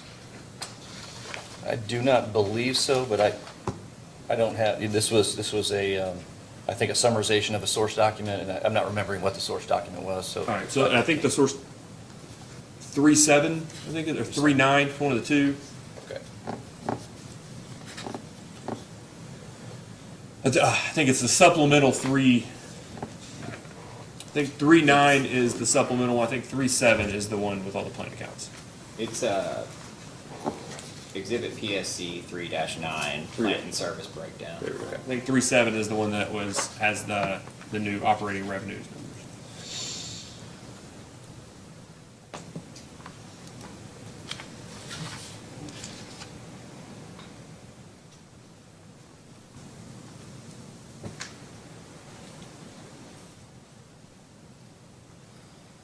So the question was, has anything that's on this list been expensed? Yeah, let me ask a more direct question. Was everything on that list subsequently removed from 183 and placed in utility plant and service? Yes. Okay.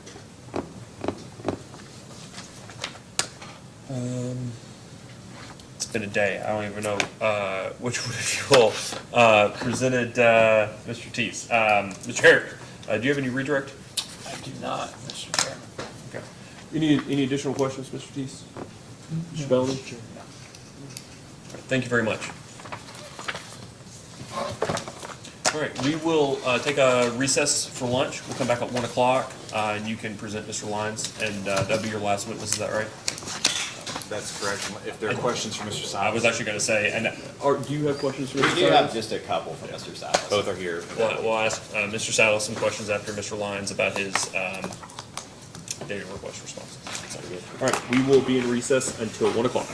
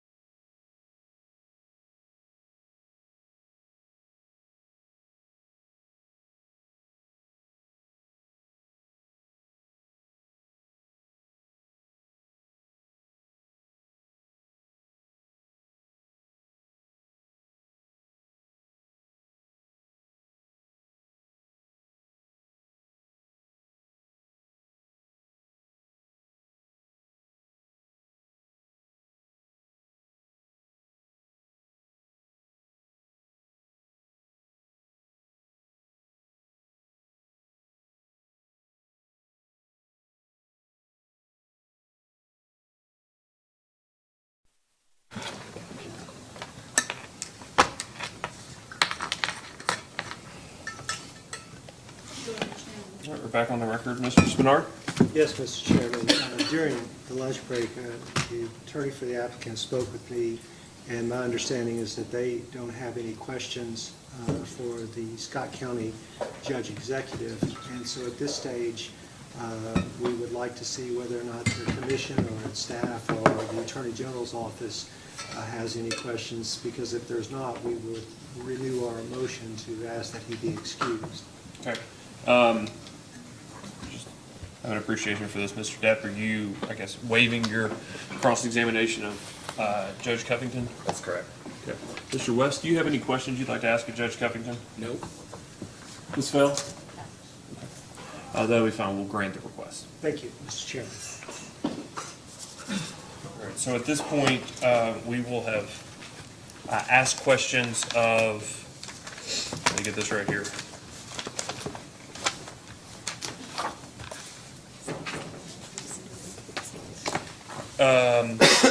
We'll have asked questions of witnesses Cox, Thomas, Freeman, Teese, Diascendis, Spanos, Watkins.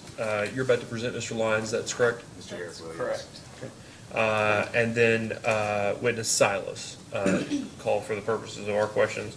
Then that would leave, given that we've now excused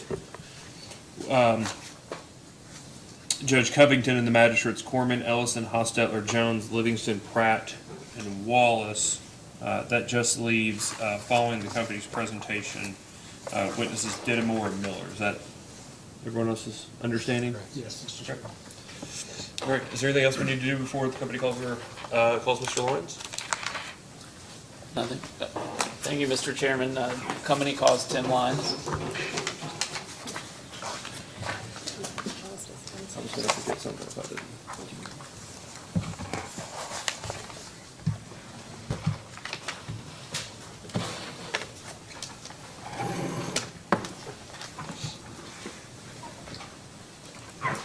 Please raise your right hand.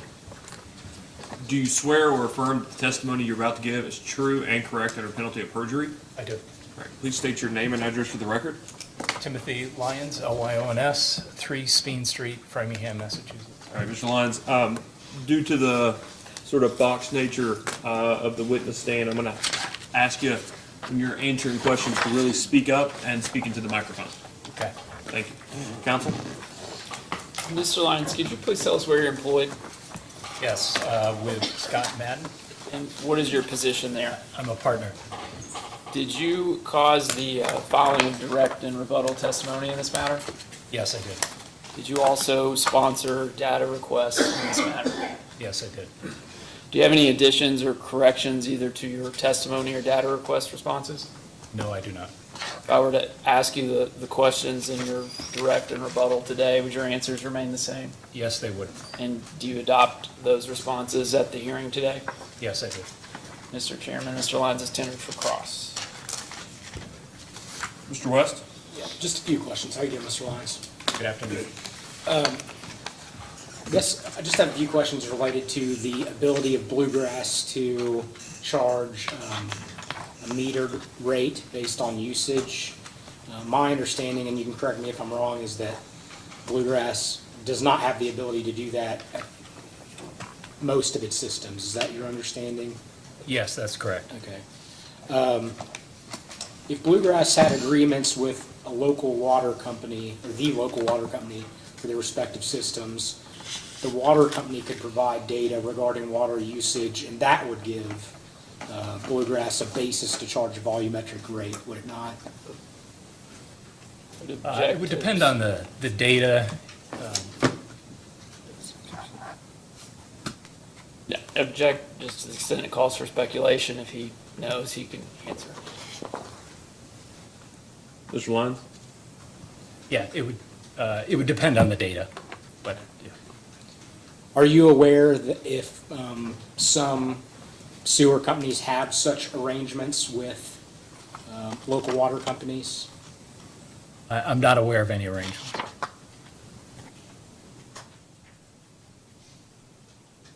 Are you aware whether Bluegrass has investigated charging volumetric rates at all? Other than to those customers that are metered, no. Thank you. Those are all your questions, Mr. West? Yes. Mr. Spinard? Yes, thank you, Mr. Chairman. Good afternoon. If you can't hear me, let me know. If you want me to restate a question, let me know, okay? Yes, thank you. And then in terms of, you're here to testify as an expert witness on rate design based on your education, training, and experience, is that correct? Yes, that's correct. Okay, and so if I ask you a question, I'm only asking for your response and your opinion as an expert. I'm not asking you for any legal, I'm not asking for a legal opinion, just as your expertise on rate design, okay? I understand. All right. And again, if there's something that you don't know, just say you don't know, and that's fine. Thank you. With regard to the testimony that you filed into the record, there is a schedule, TSL1, and it includes a summary of a number of instances where you've testified before, and page 2 through 7 through page 7 through 7. And I'm just going to ask you a few questions about that, just a few, because I'm trying to get on the same page. So TSL1 includes a description of some of your prior testimonies, is that correct? It includes a listing of them, yes. Okay. And for example, with regard to the Rhode Island Public Utilities Commission, and this is docket number 2581, and it's on page 5 of 7 of this exhibit. It includes an entry for Providence Gas Company, and do you see that one? It's the second entry under Rhode Island Public Utilities Commission.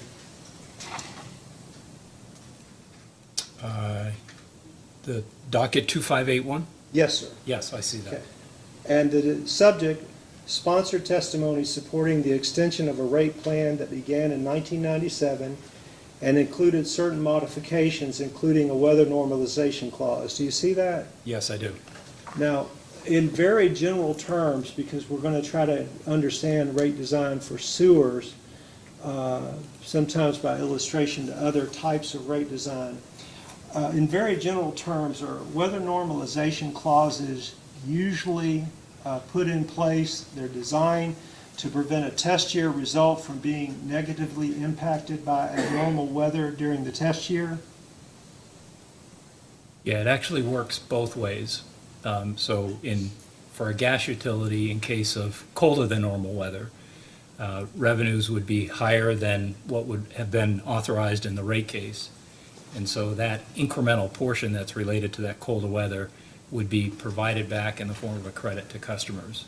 Conversely, if it's warmer than normal, then what would happen is the opposite effect. The revenues would be less than authorized in the case.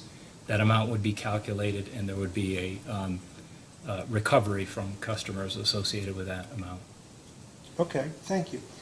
When we're talking about, and we'll just talk about the hypothetical sewer utility, so to speak, for a hypothetical sewer utility that has a fixed, flat monthly rate, once those rates are set, it doesn't matter what happens with the weather. It doesn't matter if it's particularly cold or particularly hot, summer, winter.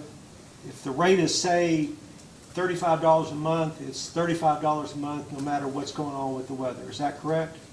It's a fixed billing stream and a fixed revenue stream for the utility. Yes. And among other things, does that promote revenue stability? Yes, it does. Okay.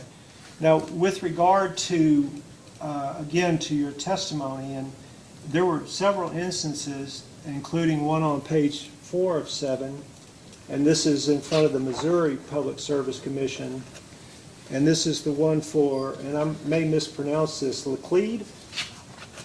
Yes. Okay. For example, Laclede Gas Company, and this is docket number GR 2017-0215.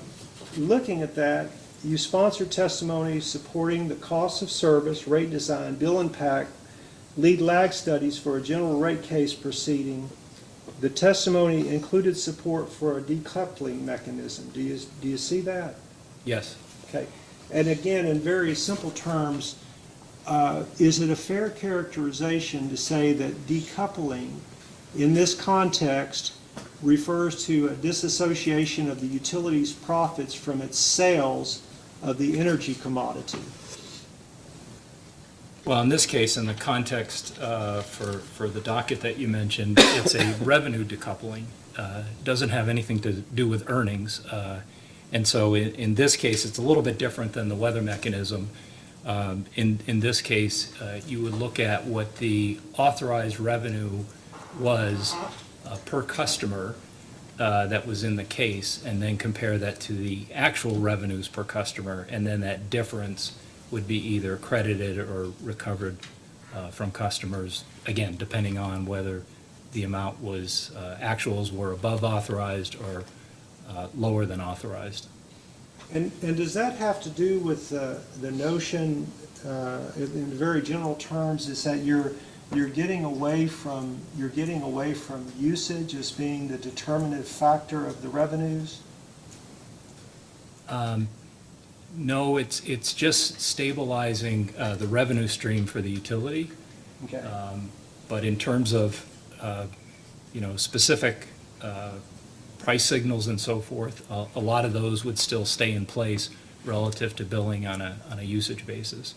And it's important to note that both this and the weather normalization, they only represent the base rate. So for the delivery charge, the other charge, which represents, let's say, half to 2/3 of the cost, in this case, these are both gas companies, so for the gas cost, that is all billed on a volumetric basis, and it's not subject to any true-up or any reconciliation.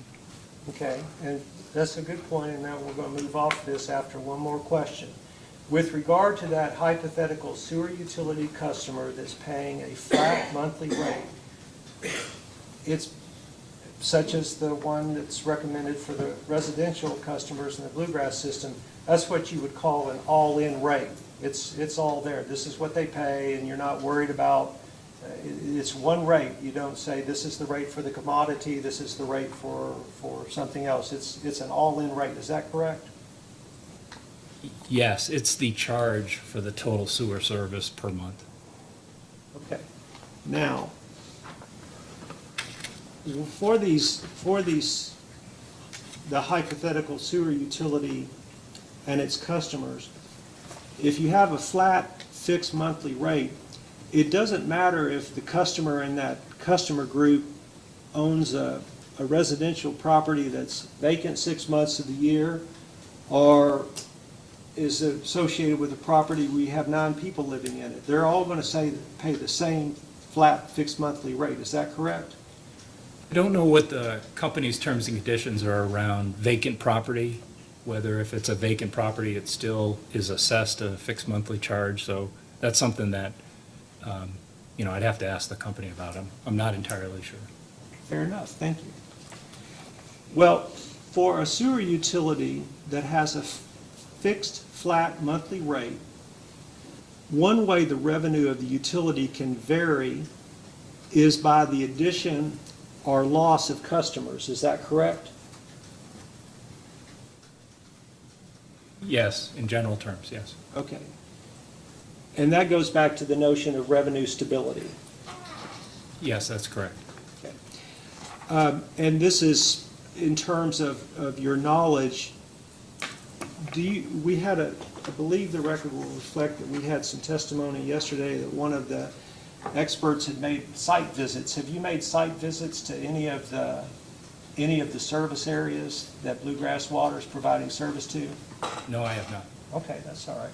In terms of review of the service areas of Bluegrass Water, is it your understanding that most of the service areas of Bluegrass Water are, I think the fair characterization is that they're developments that have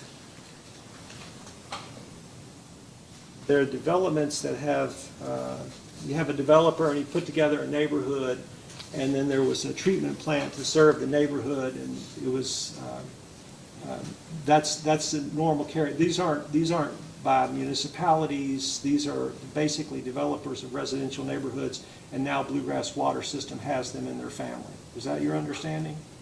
Based on the title of some of the service areas, yes, and I've seen this in other areas as well.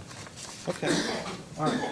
Now, there are, I believe, 22, there are 22 or close to 22 service areas of Bluegrass Water on the sewer side. Does that sound familiar? Does that sound about, am I in the ballpark? Yeah, I counted 20, but yeah, it could be 22 if, depending on pieces and parts. Okay, well, so for those areas, are you aware of any of those areas that are, for the next 12 to 24 months, projecting a growth in their the number of customers those service areas are serving? Yeah, I don't have that information. Okay, that's fine. Thank you. With regard to something you talked about just a few minutes ago, if I understand correctly, there are no residential customers of Bluegrass Water receiving metered service. Is that correct? Let me just say that back. There are no residential customers receiving metered service. Yes, sir. Yes, that's Okay, correct. I'm sorry for the awkwardness of that question. So in terms of the customers of Bluegrass Water who are receiving metered service, those customers receiving metered service are within the commercial class. Is that correct? That's my understanding, yes. Okay. And you developed and recommend a proposed monthly fixed charge for the commercial customers of the Delaplane system. Is that accurate? Yes, that is. Okay. And you also developed and recommend a proposed usage charge for the commercial customers of the Delaplane system. Is that correct? Yes. Okay. So for a commercial customer, if that customer's usage, commercial customer receiving metered service, if that customer's usage increases, the revenue collected from that commercial customer increases. Is that correct? The metered portion increases, correct. Okay, thank you. And if there is an increase in usage for the commercial customer class in the Delaplane service area, all other things equal, would there be an increase in the revenue associated with that increase in usage? Yes, there would be. Okay. Now, there was, you responded to a request for information, and this was in the response to Public Service Commission staff request 2, second staff request, item 24. And if you have a second, if you can locate it, I just want to ask you about one of the statements you made in this response, or I can just read it to you into the record and see if that sounds like. Just take your time and tell me when you get there. Yeah, so it's staff, second set, what number request? Item number 24. 24, thank you. And just tell me when you have a second to look at that. Yes, I'm there. Okay, now I'm looking at page 2 of 2, and the response reads, third, the company plans to expand its wastewater treatment facilities in Delaplane to meet a growing demand for wastewater treatment services, a significant portion of which is from metered service, commercial and industrial customers. Do you see that? Yes, I do. Okay. Now,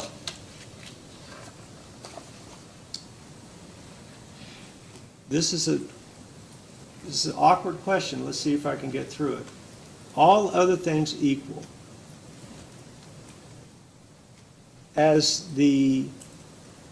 first, when you do your rate design, what you're doing is there is a revenue requirement that's determined first. Is that correct? Yes, that we get from the company.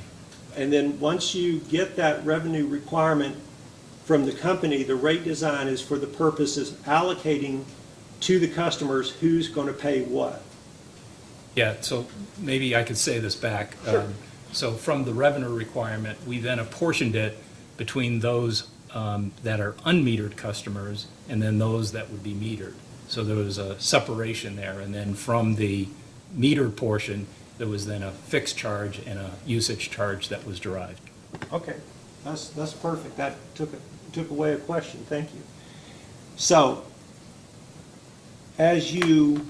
all other things equal, the greater the percentage of revenue requirement assigned to a customer's class whose revenue is unconnected with usage, away from a customer class whose revenue is determined in part upon usage, do you reduce the ability of the utility to realize an increase in revenues from an increase in usage?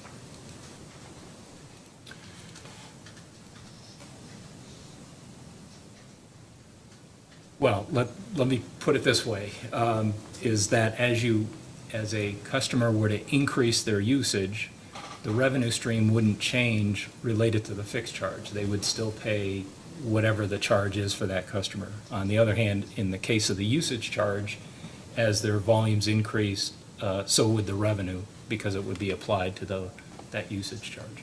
Okay. Mr. Lyons, thank you so much. I appreciate your answers. And Mr. Chairman, I have no further questions. Ms. Bell?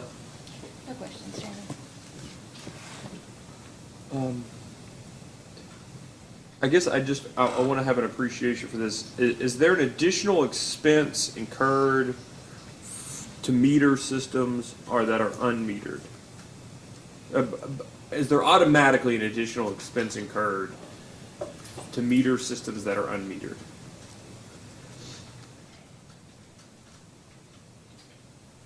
I don't know the answer to that. Okay. Let me take a step. Do you know of the systems, the sewer systems that Bluegrass has, the percentage of homes that are provided meter water service? I don't know that. Did you ask that? I did not.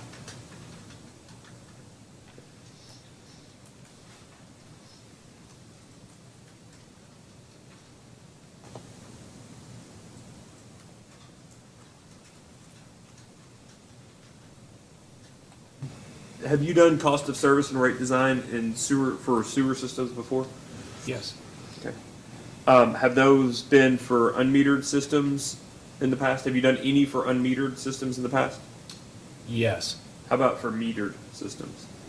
It's combination very similar to this. Have you done any that are exclusively metered systems, cost of service, rate design? For sewer, no.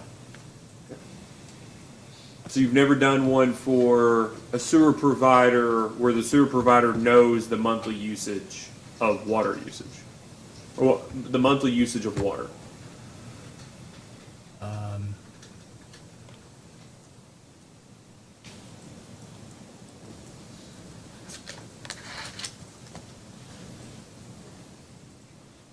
here's why I ask. Here's a great example, right? Just taking a big step back.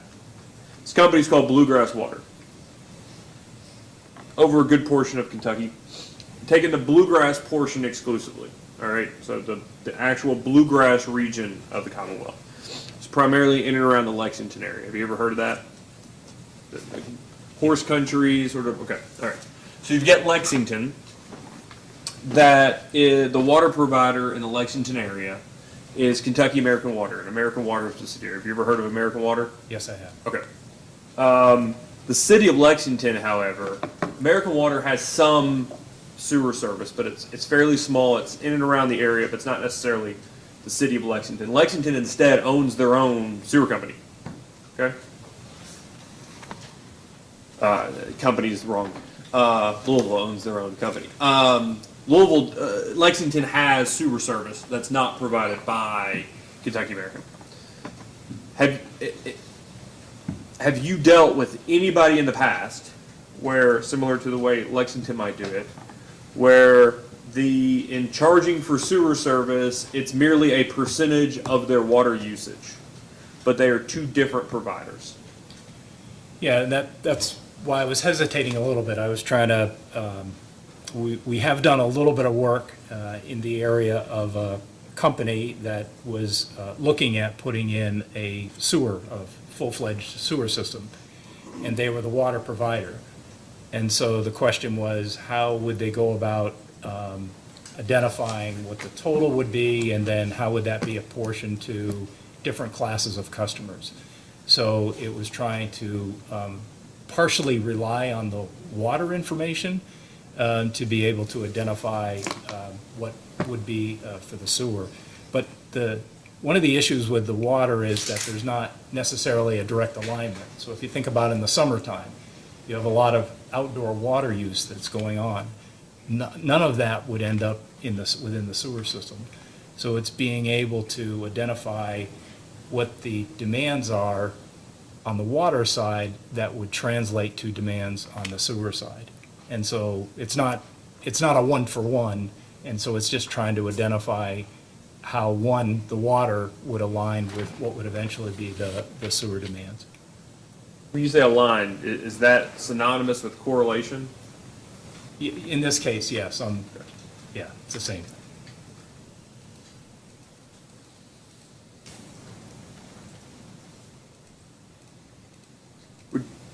From a cost of service perspective, do you consider capital costs to be fixed expenses? From the way you do cost of service and rate design? Yes, yes. Fixed, yeah. I would say I'm that's. just, as a person, I'm just asking as like a professional or personal experience, do you ordinarily in your rate design recover or attempt to recover capital expenses on either a customer or demand basis? It's kind of a combination, right? So we always look at the cost drivers. So if you look at a distribution system, for example, right, whatever, regardless of the utility, it really serves two purposes. One is to extend that distribution system out to each customer that's going to be served from it. And then the second is, whatever the commodity is being able to serve that commodity on the peak hour or peak day or peak moment that occurs. And so that first piece of extending that distribution system, that would be, for the most part, allocated and recovered on a customer basis through customer charge. And then the second piece would either be recovered on a demand basis, having some demand charge, or on a volumetric basis. So that's why I apologize. I'm just trying to frame how to answer that. No, I mean, and I guess what I'm trying to find out though is,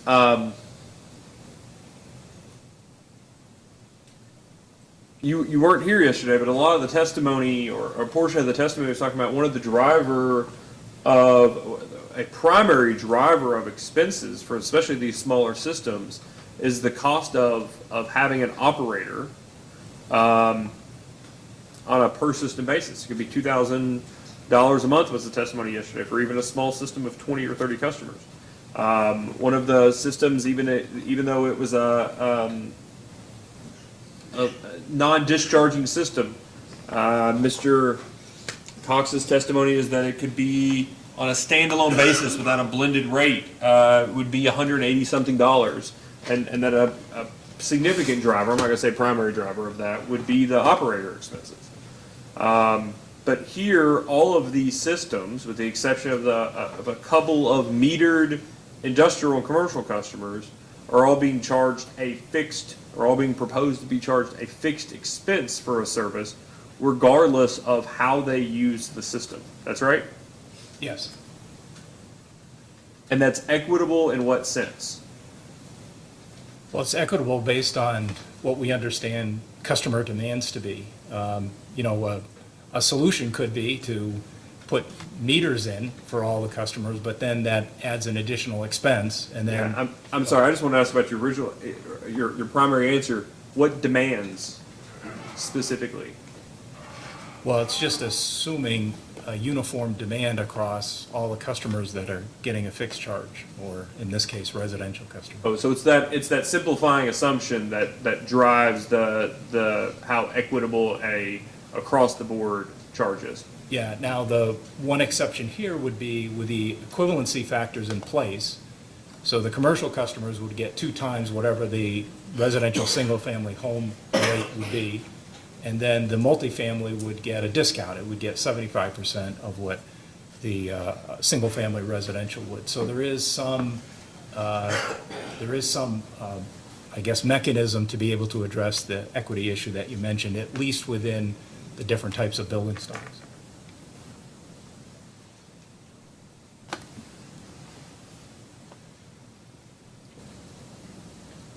Just to be clear, you all do not have you were not provided any information that would indicate how individual customers or even individual systems actually demand the service. Yeah, there was just no demand data available for us to work with. There was just these are homes, or they're multifamily, or they're industrial commercial customers, and that's all the information provided to you at that rate. Yeah, and we had, the number of customers, as you mentioned, and we also had the meter demands for those customers that had meters. Did you ask the company whether or not they had any usage data for water? I don't believe I did.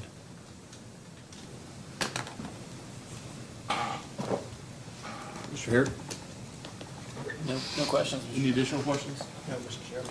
Anything, Ms. Bell? Thank you very much, Mr. Lyons.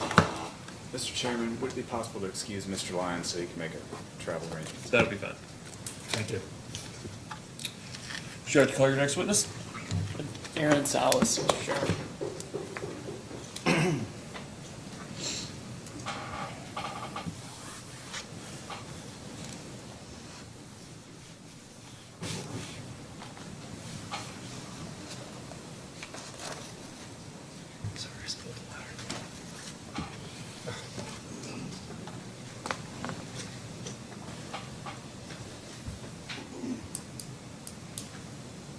Please raise your right hand. Do you swear or affirm the testimony you're about to give is true and correct under penalty of perjury? I do. All right, please have a seat and state your name and address for the record. Aaron Silas, S-I-L-A-S. Business address is 1630 DePere Road, Suite 140 in St. Louis, Missouri. Mr. Harris? Mr. Salas, could you please state your employer and position? I'm employed by Central States Water Resources, and I'm the Director of Regulatory Operations. Did you sponsor data request responses in this proceeding? I did. Do you have any additions or corrections to those? I do not. Do you adopt those answers today? I do. He's tendered for questions, Mr. Chairman. Mr. West?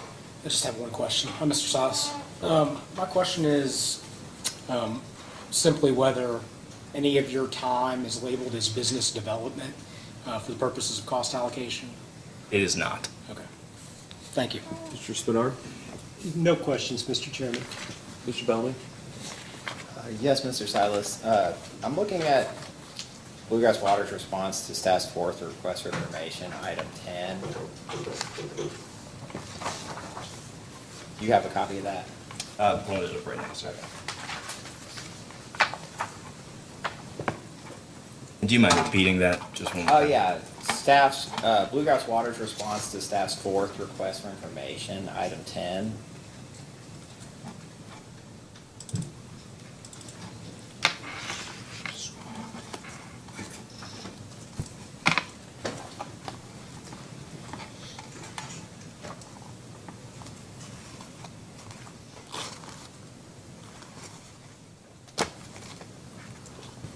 Let me know when you have a chance to look over it. I have that up. And you responded to that request, correct? I did. What is your the question asks about the work done by elasticity. What is your role in communicating with elasticity? Is that part of your job function? Yeah, so as I think Mr. Teese mentioned, Elasticity was replaced with Ansira, but I am in charge of our communications department. So I interacted a little bit with Elasticity whenever we utilize them, and now I interact with Ansira. With what? What's that other company name? Ansira is the current company. Ansira? Yep, Ansira. So you all no longer work with elasticity? I believe there are some functions that we still utilize elasticity for, but the large majority of the work has transitioned to Ansira. Okay. I just wanted to go through really quick. Well, I guess first, there's a number of types of work that you mentioned in the response to this request for information, which had asked to identify and explain all the tasks performed by elasticity for Bluegrass Water. And you did community updates, welcome letters, social media platforms, pop-up messaging, tariffs, and educational videos. Firstly, what tasks are elasticity still performing of those listed? None of those. Okay. Are they performing any tasks that would specifically relate to Bluegrass Water then, or are they just performing tasks related to other systems? Other systems. Okay.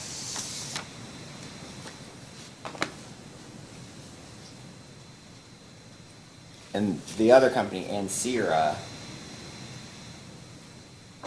what will they do for Bluegrass Water? The majority of the tasks mentioned here, outside of welcome letters, but they assist with the other tasks mentioned.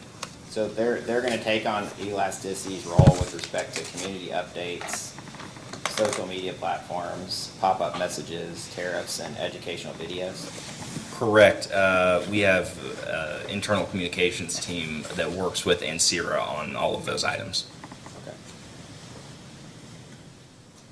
Let me just get an idea with the community updates. What exactly is that? What would Elasticity do, and what will Ansira do with respect to community updates? Yeah, so some kind of recent examples. If there are severe weather alerts, obviously we let our customers know about any kind of potential impact that might have on the systems. If there are any kind of operational changes, so for example, whenever we got the ability to pay with cash in person, those kind of updates would go out to the customers as well. And then educational content, like with the videos, there are kind of some before and after videos that I believe were utilized in the last case. But those are kind of overall some of the updates that each community gets. Okay. How often, let's exclude the educational videos, how often is Bluegrass Water sending updates to, or how often is CSWR sending updates to Bluegrass Water's customers that are prepared by Elasticity or its replacement? I think it varies. Generally, I think that there are about 2 or so updates a month, I would say, if I had to average. And why could those 2 updates not just be sent by personnel from CSWR? Why do you have to have an advertising agency to do that? Yeah, I mean, so like I said, the communications department, our internal personnel work on all that kind of stuff. But in terms of getting it uploaded to the website and some of the design aspects, we don't have the folks internally that maybe have the technical expertise to be able to make sure it's all formatted correctly. So Ansira, hosts the domain for the website and hosts kind of some of the social media accounts as well. So internal personnel work on the messaging with Ansira and kind of putting together what goes out. But in terms of ensuring that it makes it onto the website correctly and the social media correctly, that is kind of Ansira's role. Was that the same with Elasticity? Yes. Or would they write the messages? And the only reason I'm hesitating is just because since I came into the role of being over communications, our internal communications department does a lot of the work there. I am not aware if Elasticity pinned the messages and the updates. Currently, it's a joint effort. Okay. I guess welcome letter. So when there's a new system, I guess you all put together a welcome letter and then, or does Elasticity, do Elasticity or Ansira put that together and then send it to the customers, or do you all put it together and then their role is sending that to the customers? So we put that welcome letter together. Their role is ensuring that it reaches the customers. Ansira currently does not do that anymore. I think I might have Okay. mentioned, And how would Elasticity ensure that those welcome letters reach the customers? So from my understanding, we would receive that customer list from the prior owner upon acquisition, and they would utilize a mailing vendor to get it out to the addresses that were provided to us. So you all would prepare the letters, give them to them, and then they would use a mailing vendor to mail them? I believe that's correct, which is, now we do that internally. Okay. So the social media platforms, my understanding is Elasticity was actually preparing the messages. Is that correct? That is my understanding. Okay. Will Ansira be doing that, or is that something you all be doing internally? It's a joint effort between our communications personnel and Ansira. When did it start being a joint effort versus Elasticity doing it, I guess? I believe Q3, I would say, of last year is when we hired our communications personnel. So I would say since then, for sure, I'm not aware if there was any kind of joint effort before that. So starting in the third quarter of 2022, you all hired communications personnel internally, and some of those things that Elasticity have been doing are now being done internally. And Correct. is that correct? Is that why you all switched to Ansira, because they're doing more of the technical stuff and not the, I guess, copywriting and stuff like that? There were, I think, a number of reasons why we switched to Ansira. Kind of some of the primary ones are the kind of technical aspect, and the website hosting. The company was interested in kind of a more simplified design and approach to make sure that customers could easily kind of interpret and get through the information that we provide to them. So Ansira was a better fit for that situation as well. Could you explain what the educational videos are? I think you said it's kind of taking before and after videos of the systems and the work that's been done on them. Is that what it is? That's one type of the educational videos. There are videos that we've done before on things like conservation. There are videos, I believe, about even how to interpret like your bill, right? So there are a variety of educational kind of videos. But yes, I would say kind of the primary one that I've worked on and seen is to help customers better understand some of the improvements that have been done at the various facilities. Do you have any information regarding the cost of Elasticity versus Ansira? I don't have that in front of me. Okay. Might ask that as a post hearing data request. Have you been involved in any discussions about whether or not it makes sense to either internally or externally have people operating these social media accounts on behalf of Bluegrass Water? I'm not aware of those discussions. I do know that there are portions of the management that we review, obviously, but I'm not aware of those discussions.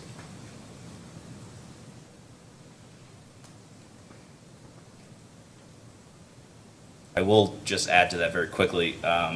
There was an FRP process whenever we decided to move to Ansira. So I was not a part of that process, but my understanding is that probably would have been discussed during that point in time. I don't have any other questions. Thank you. No, I don't think so. Sheriff, do you have any redirect of this witness? Do not, Mr. Chairman. Thank you very much, Mr. Silas. Mr. Depp, is there anything else from the company? No, that concludes our case. Thank you. Thank you. It's almost 2.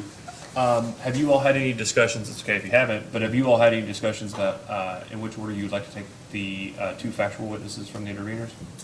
I assumed we would go next, but Okay. That's fine. That's That's fine. fine, So- Mr. Chairman. Yeah, we'll go ahead and take a short recess. We'll go ahead and take 10. Oh, that clock's wrong. I've been using it this whole time. Let's go until about, let's go ahead and take a break until 2:05, and we'll come back with Mr. Dittamore first. All right, we'll be recessed at 2:05.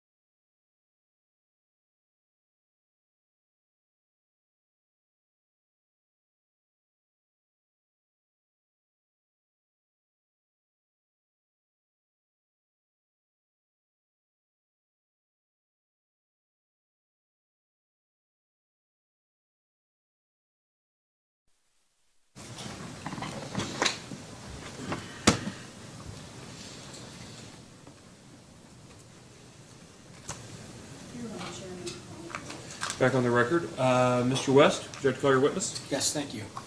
Chairman, the Attorney General calls Dave Dittemore as the witness. Please raise your right hand. Do you swear or affirm that the testimony you're about to give is true and correct under penalty of perjury? I do. Please have a seat and state your name and address for the record. My name is David N. Dittemore. My business address is 609 Regent Park Drive, Mount Juliet, Tennessee. Mr. West? Yes, Mr. Dittemore, state your occupation for the record. I'm a consultant, self-employed consultant. And did you cause direct testimony to be filed in this case? Yes, Did you cause supplemental testimony to be filed in this case? yes. Do you have any additions or corrections to your direct testimony? I do. I have an errata that was prepared and submitted recently. Okay. Can you generally describe the necessity of the errata? Yes. Subsequent to the filing of my testimony, the company submitted supplemental discovery responses, and further, they reached out and we had a call concerning some of the business development costs issues in this case, which caused me to modify my direct testimony, which is reflected in the errata that was submitted. Okay, and those are on pages 10 through 13 of your direct testimony? Yes. Was there an additional change on line 14 of page 13? Yes, there is a reference on page 13, line 14. The reference to PSC 3-18 should be stricken, and in its place should be inserted AG 1-124. Okay. And Chairman, the errata was filed on Monday. Mr. Dittemore, did you sponsor any responses to data requests in this case? I did. Okay. If you were asked those same questions today, would your answers be the same? Yes. Is it your intention to adopt the direct written testimony and supplemental testimony as your testimony in this matter? Yes. Chairman, the witness is available. Mr. Spinner, do you have any questions? No, Mr. Chairman, we do not. Mr. Depp, do you have any questions for this witness? No, Mr. Chairman. Mr. Bellamy? Just one question. Could you explain the errata just in more detail? I know that you had a line through copy, but what was your, could you explain in more detail your change with respect to business development expense? Yes, so in my original testimony, I had some commentary somewhat critical of the company, raising questions of whether their claimed business development costs were in fact excluded from this case. As a result of again, the supplemental response and in the conference call that was held, I now acknowledge that in fact the business development costs that they have claimed as business development have been excluded from the case. I still retain concerns whether that level of business development cost is truly reflective of that aspect of the company's operations, but I do acknowledge that those costs that they identified have been excluded from overhead costs. Okay.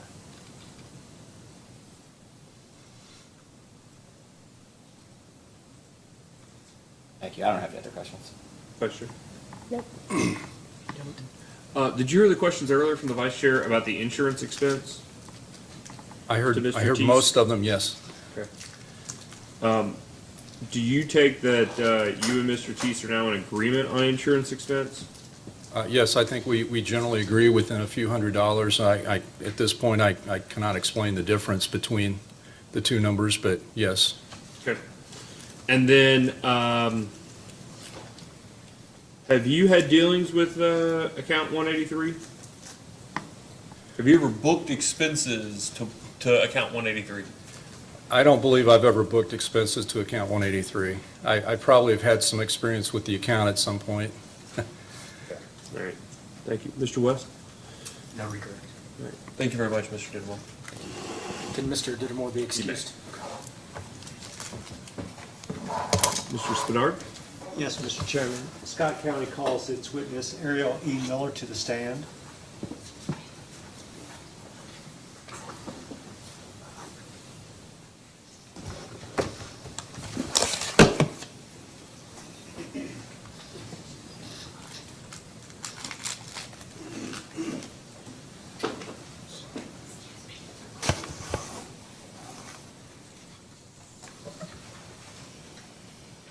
Please raise your right hand.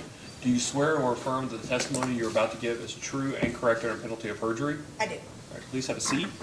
State your name and address for the record. Ariel Miller, 403 Lexington Avenue, Johnstown, Pennsylvania, 15902. Okay, Mr. Spinard? Please state your employer. Yes, I'm self-employed under Clearwater Consulting, LLC. It's my company, so I'm the principal. Okay, thank you. And on whose behalf are you appearing today? The Scott County and the Scott County Judge Executive and the Fiscal Court. Thank you. And did you prepare testimony in this proceeding that was filed into the record on June 30th, 2023? Yes, I did. Okay. And did you prepare responses to requests for information from both commission staff and the applicant, Bluegrass Water? Yes, I did. And those responses have been filed into the record? Yes. Okay. And in your response to Bluegrass Water's first request for information, item 21, did you state that there was an error on page 7 of your testimony? Yes, I did. Okay. And an errata sheet has been prepared which corrects that error. Is that correct? Yes, and I believe that was filed on Monday. Right.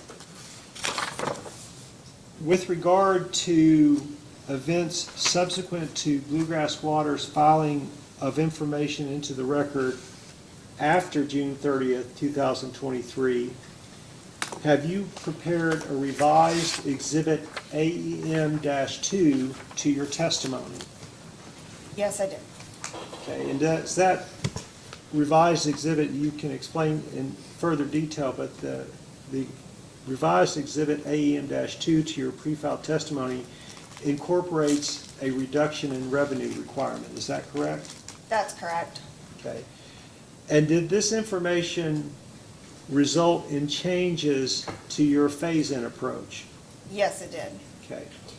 And in the same revised Exhibit AEM-2, do you correct an error discovered in column 3, line 26 of that exhibit?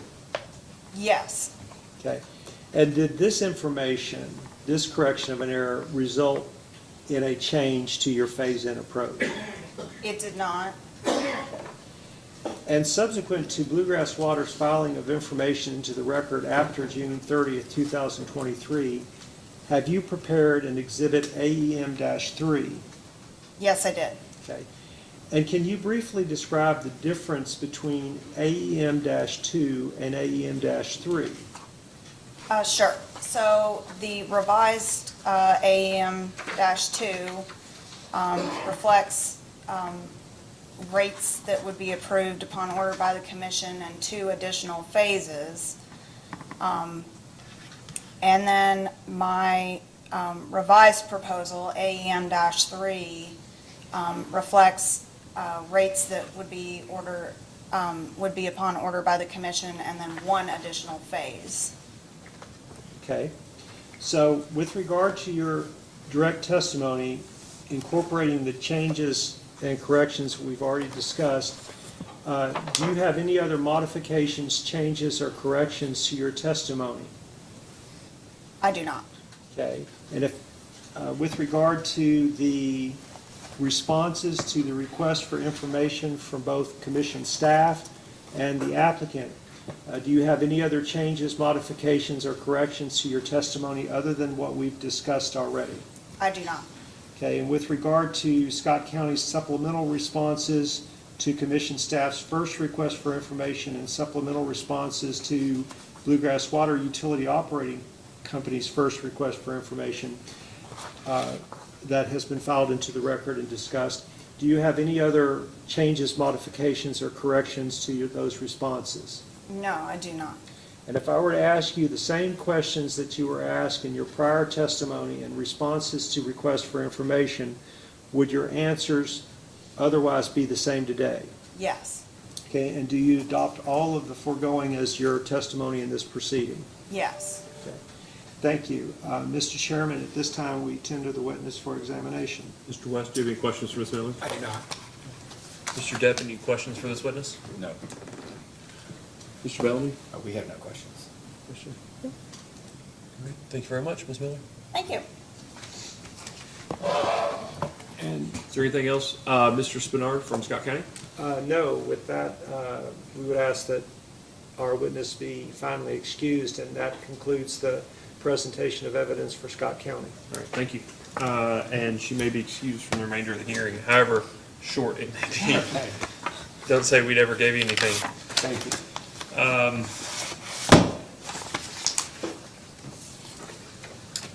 Before we talk about post-hearing processing of the case, is there anything else that we need to take up today?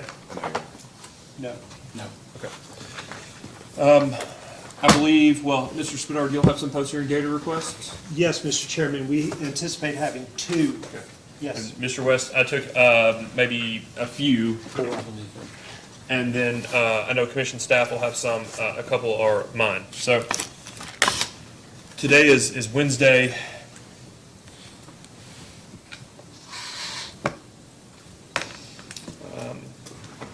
Mr. West, Mr. Spinard, would you all be able to file or tender those data requests before the end of the day this Friday? Yes. Absolutely, yes. Just want to give everybody as much time as possible for briefing insofar as anyone's interested in it. So, post-hearing data requests should be, we'll enter a post-hearing procedural schedule after this. So this is the first date that will be on it. The post-hearing data requests will be sought by Friday, September 22nd. Based off the questions you've heard today, Mr. Depp, Mr. Herrick, would 14 days be sufficient to respond to those data requests? I believe so, yes. Okay, so that would be 1 week of the 29th. The next week would be October the 6th. I would ask, as I try to in these, that insofar as you have specific requests that you need additional time, that you do two things. First is that upon finding out that you think you need additional time, that you seek leave immediately, and that you answer the remaining questions by the previous date. Sorry. So if post-hearing data requests are sent in by the 6th, does anybody have preferences for post-hearing briefing schedules?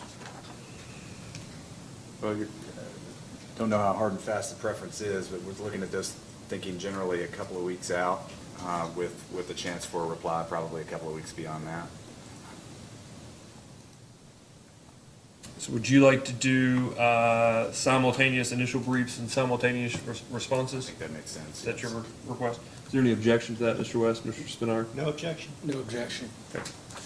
So the suspension date is October the 13th. The statute date is February the 14th. Is that about right, Mr.? That's what I Depp? calculated, yes. Did you say February?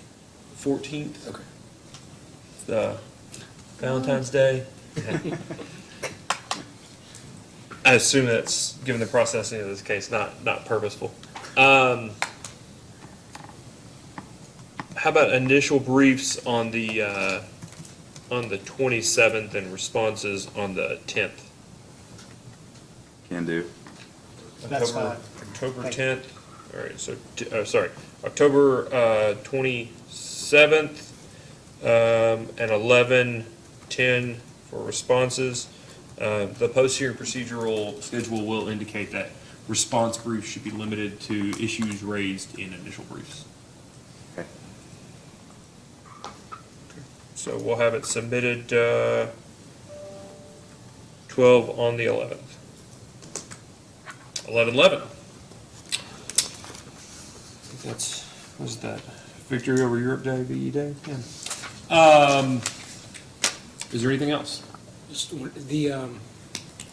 if it matters. It looks, is the 10th of November Veterans Day? Does that matter? I don't have that as a, I have the 11th as being Veterans Day. Okay, it's just on somebody's calendar. Okay. I have the 11th being Veterans Day.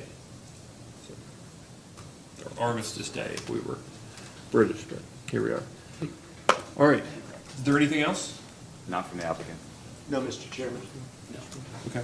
I would ask that in the next few days that if you all would file those errata and markup form, that would be appreciated.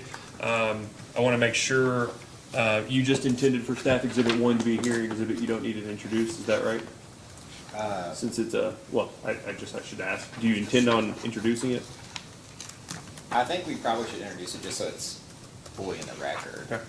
And I'll still Mr. do Depp, that any if you objection want. to staff's 1, which is a sort of a staff-made exhibit based off the information from 3-9? I think it was made an exhibit, no, with. We had no objection. Yeah, no So It was objection. marked, With- it was marked, I just want to make sure you're fine with its admission as a hearing exhibit. Oh, Subject yeah, to the same subject to the caveats, yeah, no objection. Okay. All right, and then that was the last accounting I wanted to do before we adjourned. So we've got staff 1, AG 1, 2, 3, 4, and 5, which respectively are the organizational chart in this case, Mr. West, the organizational chart in the last rate case, and the organizational chart in the CPCN that was recently had orders entered. 4 is the application in that CPCN case, and 5 is the order in that CPCN case. Is that right? Yes. And then I have two that are included in the record. Mr. Spinner from Scott County, number 1 is the order in the acquisition case that included Delaplane, and the second is the exhibit from this case separately, PSC 1-28 with the customer breakdown by classification. Is that right? That's correct. Okay. And Mr. Chairman, my understanding is that the commission would like for Scott County to file something into the record that for the order that contains a link. That's right, so that we get the PDF. We don't have to take the one you gave us and then scan it back in and then include it as part of the hearing link. Okay, So we can just take the PDF directly from our website that you'll provide. Yes, we will provide a filing on that point, and if there's any confusion on my part, just have someone contact me. I think I understand what you Yeah, want. I think with that, you can satisfy it by merely sending an email to council in the case, including staff council, with just a link from our website of that order, so that Candace can turn it into a PDF directly from our website for inclusion in the hearing record of this case. Okay, thank you, Mr. Chairman. I think that would be simplest, and then that way there's no concern about the source or the veracity or anything like that. Okay, thank you, Mr. Chairman. All right, thank you all very much. This hearing is adjourned.